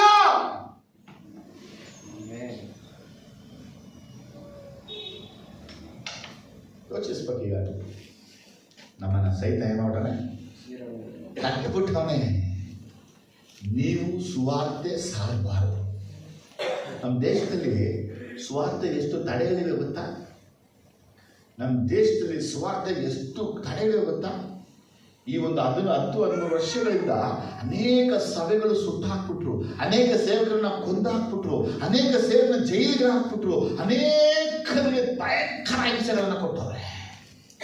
ನಾವು ಯೋಚನೆ ಮಾಡ್ತಾ ಇದ್ದೀವಿ, ಯಾಕೆ ಸೇವಕರಿಗೆ ಈ ಸಮಸ್ಯೆಗಳು, ವಿಶ್ವಾಸಿಗಳಿಗೆ ಯಾಕೆ ಈ ಸಮಸ್ಯೆಗಳು, ಸಭೆಗಳನ್ನ ಯಾಕೆ ಸುಟ್ಟಾಗ್ತಾ ಇದ್ದಾರೆ, ಈ ಕಡೆ ಕ್ಯಾಥಲಿಕ್ ಸಭೆಗಳನ್ನ ಹೊಡೆದಾಗ್ತಾ ಇದ್ದಾರೆ, ಚರ್ಚ್ಗಳನ್ನ ಹೊಡೆದಾಗ್ತಾ ಇದೆ. ಏನಿದೆಲ್ಲ ಅಂತ ಕೇಳಿದ್ರೆ ಜನರಿಗೆ ಅದೆಲ್ಲ ಗೊತ್ತಿಲ್ಲ. ಸುವಾರ್ತೆ ಸಾರಲ್ಪಡಬಾರ್ದು. ಯಾರು ಏನು ಅದಕ್ಕೆ ಸಪೋರ್ಟ್ ಮಾಡ್ತಾ ಇರೋದು ಯಾರು? ಅದಾಯ್ತಮ್ಮ ನಿಮ್ಗೆ? ನಿಮ್ ಪ್ರಾರ್ಥನೆ ಏನ್ ಮಾಡ್ತೀರಿ ಅವತ್ತು ನೀವು? ಬೇರೆ ನನಗೆ ಕೆಲಸ ಹಾಕೊಡು, ಕೆಲಸ ಹಾಕೊಡು, ಕೆಲಸ. ನಮ್ಮ ಮಗಳ ಮದುವೆ ಮಾಡು, ಮದುವೆ ಅವಳು ಮಗು ಹುಟ್ಲಿ, ಮನೆ ಕಟ್ಲಿ, ಗೃಹಪ್ರವೇಶ ಆಗಲಿ, ದೇವರೇ ಫಂಕ್ಷನ್ ಮಾಡಕ್ಕೆ ಕಾಸು ಕೊಡು, ದೇವರೇ ಸಾಲ ತೀರ್ಸಕ್ಕೆ ಕಾಸು ಕೊಡು, ದೇವರೇ ಕಮಿಟ್ಮೆಂಟ್, ದೇವರೇ ಕಾಪಾಡು. ಇವರಿಗೆ 1 ವರ್ಷ ಫುಲ್ ಪ್ರೇಯರ್ ರಿಕ್ವೆಸ್ಟ್ ಇದ್ದೇನೆ, ನೆಕ್ಸ್ಟ್ ವರ್ಷ ತಿರ್ಗಾ ಅದೇನೆ, ನೆಕ್ಸ್ಟ್ ವರ್ಷ ತಿರ್ಗಾ ಅದೇನೆ. ಇವ್ರು 1 ವರ್ಷವು ಯಾವ ಕಮಿಟ್ಮೆಂಟ್ ಇಲ್ಲದೆ ಪರಲೋಕ ರಾಜ್ಯಕ್ಕಾಗಿ ಪ್ರಾರ್ಥನೆ ಮಾಡೇ ಸಭೆಗೆ ಬಂದಾಗ ಮಾತ್ರ ಮಾಡಿಬಿಟ್ಟಿರ್ತಾರೆ. ಆತ್ಮ ಕೊಡು ಆಂಡವರೇ. ಹೆಂಗೆ? ಸಭೆಯಲ್ಲಿ. ಮನೆಗೆ ಹೋದ್ಮೇಲೆ ಕಾಸು ಕೊಡು ಆಂಡವರೇ. ಲೋನ್ ಕಟ್ಟಬೇಕು, 1ನೇ ತಾರೀಕು ಲೋನು, 5ನೇ ತಾರೀಕು ಲೋನು, 7ನೇ ತಾರೀಕು ಲೋನು, 8ನೇ ತಾರೀಕು ಲೋನು ಅಂತೇಳಿ. ನೆಕ್ಸ್ಟ್ ಇವ್ರು ಹೇಳ್ತೀವಿ, ಈ ಸೋಮವಾರ ಸೋಮವಾರ ಯಾಕ್ರಿ ಬರುತ್ತೆ? ಕ್ಯಾಂಡ್ರಿ ಕಿತ್ತ ಹಾಕ್ರಿ. ಕಾರ್ತಿಕ್ ಸೋಮವಾರ ಅಲ್ಲ, ಸಂಘದ ಸೋಮವಾರ. ಅದು ಸಂಘ ಕೊಟ್ಟು ಈಗ ಏನಿದೆ, ಭಾನುವಾರ ಆರಾಧನೆ, ದೇವರ ಅಲ್ಲೇಲೂಯಾ ಆರಾಧನೆ ಮಾಡ್ಬಿಟ್ಟು ಸ್ವಲ್ಪ ನಾನು ಸಾಕಲ್ಲ ಹೋಗಿ ಕೇಳ್ತೀನಿ, ಒಂದು 500 ರೂಪಾಯಿ ಅದು ಕೊಟ್ಬಿಡ, ನಿಮಗೆ ಖರ್ಚು ಮಾಡ್ಬಿಡ ಅಷ್ಟೇ. ಇಲ್ಲಿ ತನಕ ಹಿಂಗೆ ನಮ್ಮನ್ನ ಸೈತಾನ ಮೋಸ ಮಾಡಿಕೊಂಡು ವಂಚಿಸಿ ಏಮಾರಿಸ್ಕೊಂಡೇ ಬಂದಿದ್ದಾನೆ. ಇನ್ನು ಮುಂದೆಯೂ ಸೈತಾನ ನಮ್ಮನ್ನ ಏಮಾರಿಸಿ ಮೋಸ ಮಾಡಿಕೊಂಡೇ ಹೋಗ್ತಾ ಇರ್ತಾನೆ. ಆದರೆ ಇವತ್ತು ದೇವ ಮಕ್ಕಳು ಎಚ್ಚೆತ್ತುಕೊಳ್ಬೇಕು. ನಿಮ್ಮ ರೋಗಕ್ಕೂ, ನಿಮ್ಮ ಸಮಸ್ಯೆಗೂ, ನಿಮ್ಮ ವ್ಯಾಧಿಗೂ, ನಿಮ್ಮ ಸಾಲಕ್ಕೂ ಪ್ರಾರ್ಥನೆ ಸೈಡಿಗೆ ಹಾಕ್ಬಿಟ್ಟು ಪರಲೋಕದ ರಾಜ್ಯ ಸುವಾರ್ತೆ ಸಾರಲ್ಪಡಕ್ಕಾಗಿ ಹೇಳ್ತಾ ಇಲ್ಲ. ಹೇಳಿ ಪ್ರಾರ್ಥಿಸ್ಬೇಕು. ಏನ್ ಮಾಡ್ಬೇಕು? ಈಗ ಚೇಂಜ್ ಮಾಡಬೇಕು. ನಾ ಎಲ್ಲಿ ತನಕ ಚೇಂಜ್ ಮಾಡಲ್ವೋ ಅಲ್ಲಿ ತನಕ ಯಾವ ಕಾರ್ಯ ನಡೆಯಲ್ಲ. ಸೈತಾನ ಇವಾಗ ಚೆನ್ನಾಗಿ ಗೊತ್ತಾಗ್ಬಿಟ್ಟಿದೆ, ಎಲ್ಲ ಕಾರ್ಯ ದೇವ್ರು ಮಾಡ್ಬಿಟ್ಟವ್ರೆ, ಇದೊಂದು ಕಾರ್ಯ ದೇವ್ರು ಮಾಡ್ಬಿಡ್ತಾರೆ. ನಾ ಪ್ರಾರ್ಥನೆ ಮಾಡಿದೆ, ಸ್ವಾಮಿ ಈಗ ಸೈತಾನ ಸುವಾರ್ತೆಗೆ ತಡೆಗಳೆಲ್ಲ ಮಾಡ್ತಾ ಇದ್ದಾನೆ, ನಿಮ್ ಸುವಾರ್ತೆ ತಡೆ ಬರ್ಕೊಂಡಾಗುತ್ತಾ? ಊಳಿಗದ ಆತ್ಮಗಳು ಅಂತ ಬಯಲ್ಪಟ್ಟಿದೆ ಇವ್ರೆ 1ರಲ್ಲಿ. ಯಾಕೆ ನಿಮ್ ದೇವದೂತರು ಹೋಗಿ ಸೇವೆನ ಮಾಡಬಾರ್ದು, ಸುವಾರ್ತೆ ಸಾರಬಾರ್ದು? ಆಗುತ್ತಾ ಇಲ್ಲ ಬೈಬಲಲ್ಲಿ? ಹಾಗೆ ಸ್ವಾಮಿಗಳು, ನನಗೂ ನನ್ನ ಸಮಯ ಬಂದಿಲ್ಲ. ಮನುಷ್ಯ ಸುವಾರ್ತೆ ಸಾರದ ಕಡೆ ದೇವದೂತರು ಸುವಾರ್ತೆಯನ್ನ ಸಾರ್ತಾರೆ. ಏಜೆಂಟ್ ಟಿವಿ ಬಂದಾಗ ನಮ್ಗೆಲ್ಲ ಖುಷಿ ಪಟ್ಟು, ಹಾಗಾದ್ರೆ ಅವರು ದೇಶದ ಹಲವು ಕಡೆಗಳಿಗೆ ಸುವಾರ್ತೆಯನ್ನು ನಾವು ಸಾರಕ್ಕಾಗಿನೇ ಮಾಡಿದ್ರು. ನಮ್ಮ ದೇಶದ ಅನೇಕ ಸೇವಕರುಗಳು ಸುವಾರ್ತೆ ಎಲ್ಲ ದೇಶಕ್ಕೆ ಹೋಗ್ಬೇಕನ್ನಕ್ಕಾಗಿನೇ ಅವ್ರೇನು ಮಾಡ್ತಾರೆ, ಎಲ್ಲ ಚಾನೆಲ್ಗಳಿಗೆ ವರ್ಷಕ್ಕೆ ಕೋಟ್ಯಾಂತರ ರೂಪಾಯಿಗಳನ್ನು ಹಾಕಿ ಒಂದು ಶೋಗಳನ್ನು ಕೊಡ್ತಾ ಇದ್ದಾರೆ. ಏನಕ್ಕೆ? ದೇವ್ರ ಕಡೆಗೆ. ಸೌತ್ ನಾರ್ತ್ ಎಷ್ಟೋ ಸೇವಕರುಗಳಿದ್ದಾರೆ. ಆದ ಸೈತಾನ ಏನ್ ಮಾಡಿದೆ ಗೊತ್ತಾ? ಸರ್ವರ್ನ ಡೌನ್ ಮಾಡ್ಬಿಡ್ತಾನೆ. ಯಾಕೆ? ಅಂಧಕಾರದಲ್ಲಿ ಯಾರಿರೋದು? ನಾವಿಲ್ಲಿ ಸುವಾರ್ತೆ ಸಾರಲ್ಪಡ್ತಾ ಇದೆ, ಏಜೆಂಟ್ ಟಿವಿ ಮುಖಾಂತರ ಸುವಾರ್ತೆ ಹೋಗ್ತಾ ಇದೆ, ಆನಂದ್ ಪಾಲ್ ಮುಖಾಂತರ ಸುವಾರ್ತೆ ಹೋಗ್ತಾ ಇದೆ ಅಂತ ಬಹಳ ಖುಷಿಯಾಗಿ ಆಶೀರ್ವಾದ ಚಾನೆಲ್ ನೋಡ್ತಾ ಕೂತಿದ್ರೆ ಚಾನೆಲೇ ಬರ್ತಾ ಇಲ್ಲ. ನೋಡಿ, ಕೇಬಲ್ ಇಂದ ಚಾನೆಲ್ ಎಲ್ಲ ಕಟ್ ಮಾಡಿದ್ದಾರೆ, ಏರ್ಟೆಲ್ ಇಂದ ಕಟ್ ಆಗಿದೆ, ಜಿಯೋ ಇಂದ ಕಟ್ ಆಗಿದೆ. ಏನಕ್ಕೆ? ಬೇರೆ ಎಲ್ಲಾ ಚಾನೆಲ್ ಇವುಗಳು ಮಾತ್ರ ಯಾಕೆ ಬರ್ತಾ ಇದ್ರೆ ಅವ್ನು ಗೊತ್ತು, ಸುವಾರ್ತೆ ಈ ಮನೆಗೆ ಹೋಗ್ಬಾರ್ದು, ಈ ಜಾಗಕ್ಕೆ ಹೋಗ್ಬಾರ್ದು, ಈ ಕಡೆಗೆ ಹೋಗ್ಬಾರ್ದು. ನನಗೆ ಚಾಲೆಂಜ್ ಮಾಡಿ ಹೇಳ್ತೀನಿ, ನಾನು ನೀವು ದೇವ್ರ ಕೆಲಸ ಮಾಡದೆ ಹೋದ್ರೆ ದೇವದೂತರುಗಳು ಬಂದು ಭೂಮಿ ಕೆಲಸ ಮಾಡಕ್ಕೆ ಸ್ಟಾರ್ಟ್ ಮಾಡ್ತಾರೆ. ಇದೇ ಗೊತ್ತು. ಯಾರನ್ನ ಕೊಂಡು ಏನನ್ನ ಮಾಡಬೇಕು ಅಂತ ಆತನ ಚೆನ್ನಾಗಿ ಗೊತ್ತು. ಇದು ನೀವು ಸುವಾರ್ತೆ, ಒಂದು ಸುವಾರ್ತೆ ಅದು ನಿಮ್ಮ ಜೀವನ ಆಗಲಿ, ಸುವಾರ್ತೆ ನಿಮ್ಮ ಸಾಕ್ಷಿ ಆಗಲಿ. ನಿಮ್ಮಲ್ಲಿ ತಪ್ಪು, ದೋಷ, ಅಪರಾಧ ಕೆಟ್ಟದಿದ್ರೆ ಶುದ್ಧ ಮಾಡಿಕೊಳ್ಳಿ. ನಿಮ್ಮ ಕುಟುಂಬ ರಕ್ಷಣೆಗಾಗಿ ಎದ್ದೇಳಿ. ನಿಮ್ಮ ವೈಯಕ್ತಿಕ ವಿಷಯನ ಬಿಟ್ಟುಬಿಟ್ಟು ಜಗತ್ತಿನ ಎಲ್ಲರ ಸುವಾರ್ತೆ ಸಾರಕ್ಕಾಗಿ ಪ್ರಾರ್ಥನೆಯನ್ನು ಮಾಡಿ. ನಿಮ್ಮಿಂದ ಸಾಧ್ಯವಾದಷ್ಟು ಜನರಿಗೆ ಯೇಸುವನ್ನ ಪರಿಚಯ ಮಾಡಿ. ನಿಮ್ಮ ಫ್ಯಾಮಿಲಿಯನ್ನು ಕರ್ಕೊಂಡು ಬನ್ನಿ. ಎಲ್ಲಿಗೆ? ಚರ್ಚ್ಗೆಲ್ಲ ಕರ್ಕೊಂಡ್ಬಂದು ಏನು ಪ್ರಯೋಜನ ಇಲ್ಲ. ಪರಲೋಕ ರಾಜ್ಯಕ್ಕೆ ಬರಬೇಕು. ಚರ್ಚ್ ಒಳಗೆ ಬರೋರು, ಚರ್ಚ್ ಮೆಂಬರ್ಗಳೆಲ್ಲ ಪರಲೋಕಕ್ಕೂ ಆಗಲ್ಲ. ಪರಲೋಕಕ್ಕೆ ಹೋಗೋದು ಮಾತ್ರನೇ. ನನ್ನ ಮಾತೆಲ್ಲ ಅರ್ಥ ಆಯ್ತಾ? ಸೈತಾನ್ ತಂತ್ರ ನಿಮ್ಗೆ ಅರ್ಥ ಆಗ್ತಾ ಇದೆಯಾ? ಅವ್ನು ನಮ್ಮನ್ನ ಏನು ಮಾಡೋರಿಗೆ ಗೊತ್ತಾಗ್ತಾ ಇದೆಯಾ? ನಮ್ಮನ್ನು ಹಂಗೆ ಮಾಡಿಬಿಟ್ಟವನೆ. ನಾವು ಹೆಂಗಿದೀವಿ ಈಗ? ಸುವಾರ್ತೆ ಸುವಾರ್ತೆ ಅಂತ ಇದ್ದೋ ಸುವಾರ್ತೆ ಸಾರಕ್ಕಾಗಲ್ಲ. ಪ್ರೇಯರು ಅಂತ ಇದ್ದೋ ಪ್ರೇಯರ್ ಮಾಡೋಕ್ಕಾಗಲ್ಲ. ಯಾಕಂದರೆ ಫ್ಯಾಮಿಲಿ ಮ್ಯಾನ್ ಆಗಿಬಿಡ್ತಾರೆ ಕೆಲವರಿಗೆ ಕೆಲಸ. ನೋಡಿ, ಈ ವಾರ ಕಡೆ ಹೋದಾಗ ಮಾತಾಡಿದೆ, ಈ ಸೈತಾನ್ ಜನ ಏನು ಮಾಡ್ತಾರೆ ಅಂತ ಕೇಳಿದ್ರೆ, ಸೋಮವಾರದ ಶನಿವಾರ ತನಕ ರಜಾ ಕೊಟ್ಬಿಡ್ತಾರೆ, ಭಾನುವಾರನೇ ಇಟ್ಕೋತಾರೆ. ಗೃಹ ಪ್ರವೇಶ, ಮದುವೆ, ಬರ್ತ್ಡೇ, ಆ್ಯನಿವರ್ಸರಿ ಎಲ್ಲ ಇವತ್ತು ಅದು ಯಾವ ದಿನ? ಇವಾಗ ನಮ್ಮ ಜನರಿಗೆ ಯಾವ್ದು ಮುಖ್ಯ? ಯಾರ ಪ್ಲಾನು? ಯಾರು ಸಕ್ಸಸ್ ಆಗ್ತಾ ಇರೋದು? ನಾವೇನ್ ಮಾಡ್ತಾ ಇದ್ದೀವಿ ಅವ್ರು ಮಾಡೋದಕ್ಕೆ? ಇವತ್ತು ನಾವು ಬದಲಾವಣೆ ಏನಾಗಬೇಕಂದ್ರೆ, ಕರ್ತನ ದಿನಗಳಲ್ಲಿ ಕರ್ತನನ್ನ ಸೇವಿಸಕ್ಕೆ ಮಾತ್ರ ಸಮರ್ಪಣೆ ಮಾಡಬೇಕು. ದೇವರ ಸನ್ನಿಧಿಯಲ್ಲಿ ಅವರ ಸಮಯದಲ್ಲಿ ಕಲಿಬೇಕು. ಪ್ರಾರ್ಥನೆ, ಆರಾಧನೆ, ಉಪವಾಸ, ಸತ್ಯವೇದ ಧ್ಯಾನ ಮಾಡಿಕೊಂಡು ಈ ಕರ್ತನ ದಿನವನ್ನ ಕಳೀತಾ ಬಂದ್ರೆ ನಮ್ಮ ಜೀವನದಲ್ಲಿ ಆಶೀರ್ವಾದಗಳ ಉತ್ಪತ್ತಿ ಆಗುತ್ತೆ. ಆದ್ರೆ ನಮಗ ಭಾನುವಾರ ಒಂದು ಫಂಕ್ಷನ್ ಹೋಗ್ಬೇಕು, ನೀವು ಬೇಗ ಪ್ರೇಯರ್ ಮುಗಿಸ್ತೀರಾ ಅಲ್ಲ ನಾನೇ ಮುಗಿಸ್ಕೊಂಡು ಹೋಗ್ಬಿಡ. ಇನ್ನು ಕೆಲವರು ಆಲ್ಟರ್ನೇಟ್ ಮಾಡ್ಕೊಂಡು ಬಿಡ್ತಾರೆ. ಅದು ನಾನು ಒಂದು ಕಡೆ ಹೋದಾಗ ಹೇಳಿದೆ, ನೀವು ಎ ಸೆಕ್ಷನು, ನೀವು ಬಿ ಸೆಕ್ಷನು, ಅದಕ್ಕೆ ನೀವು ಏನು ಮಾಡಿದ್ರೆ ಎ ಸೆಕ್ಷನ್ಗೆ ಹೋಗ್ಬಿಟ್ಟು ನಾಳೆ ಬಿ ಸೆಕ್ಷನ್ ಬಂದ್ಬಿಡಿ. ಟೀಚರ್ ಒಪ್ಕೋತಾರೆ ಇಲ್ವಾ? ಒಪ್ಕೊಳ್ಳಲ್ವಾ? ಎಲ್ಲಿ ತನಕ ನಮ್ಮ ಜನ ಚೇಂಜ್ ಆಗಿರ್ತಾರೆ. ಅನುಕೂಲಕ್ಕೆ ತಕ್ಕಂತೆ ನಡೆಯುವಂಥ ವಿಶ್ವಾಸಿಗಳು. ಯಾಕಂದ್ರೆ ಅವ್ರಿಗೆ ಮುಂದೆ ಎಲ್ಲ ಇದೆ, ಅದಾಗಬೇಕು, ಇದಾಗಬೇಕು. ಆದರೆ ಇವರ ಮೈಂಡಲ್ಲಿ ಒಂದ್ಸಲ ಬರಲಿಲ್ಲ, ದೇವರ ರಾಜ್ಯಕ್ಕಾಗಿ ನಾನೇನು ಮಾಡ್ತಾ ಇದ್ದೀನಿ, ದೇವರ ರಾಜ್ಯಕ್ಕಾಗಿ ನಾನೇನು ಮಾಡ್ತಾ ಇದ್ದೀನಿ, ದೇವರ ರಾಜ್ಯಕ್ಕಾಗಿ ನಾನೇನು ಮಾಡ್ತಾ ಇದ್ದೀನಿ. ಏನು ಉತ್ತರ ಕೊಡ್ತೀರಾ? ನಮ್ಮ ಹತ್ರ ಹೋಗ್ತಾರೆ, ಅಲ್ಲಿಗೆ ಹೋಗ್ಬೇಕು, ಮದುವೆಗೆ ಹೋಗ್ಬೇಕು, ಎಲ್ಲ ಮದುವೆ ಹೋಗ್ಬೇಕು, ಯಾವ ಮದುವೆ ಮಿಸ್ ಮಾಡದೆ ಹೋಗ್ಬಿಡ್ಬೇಕು. ಎಲ್ಲಕ್ಕೆ ನಾವೆಲ್ಲರಿಗೂ ಉದಿಸ್ತೀವಲ್ವಾ, ಅವ್ರು ನಮ್ಮ ಮನೆಗೆ ಬಂದವರಲ್ವ, ಅದಕ್ಕೆಲ್ಲ ಹೋಗ್ಬಿಡ್ಬೇಕು. ಹೋಗಿ, ಬಹಳ ಸಂತೋಷ, ಅದೇ ತಪ್ಪೇ ಇಲ್ಲ. ಯೇಸು ಕ್ರಿಸ್ತನಿಗಾಗಿ ಒಂದು ಸುವಾರ್ತೆ ಸಾರಿದ್ರ ಅದು ಮಾತ್ರ ಆಗಲ್ಲ. ಇವತ್ತು ತೀರ್ಮಾನ ಮಾಡಿ, ನಾನು ಸುವಾರ್ತೆ ಸಾರೋದು ನನ್ನ ಮೇಲೆ ಒಂದು ಋಣ ಇದೆ.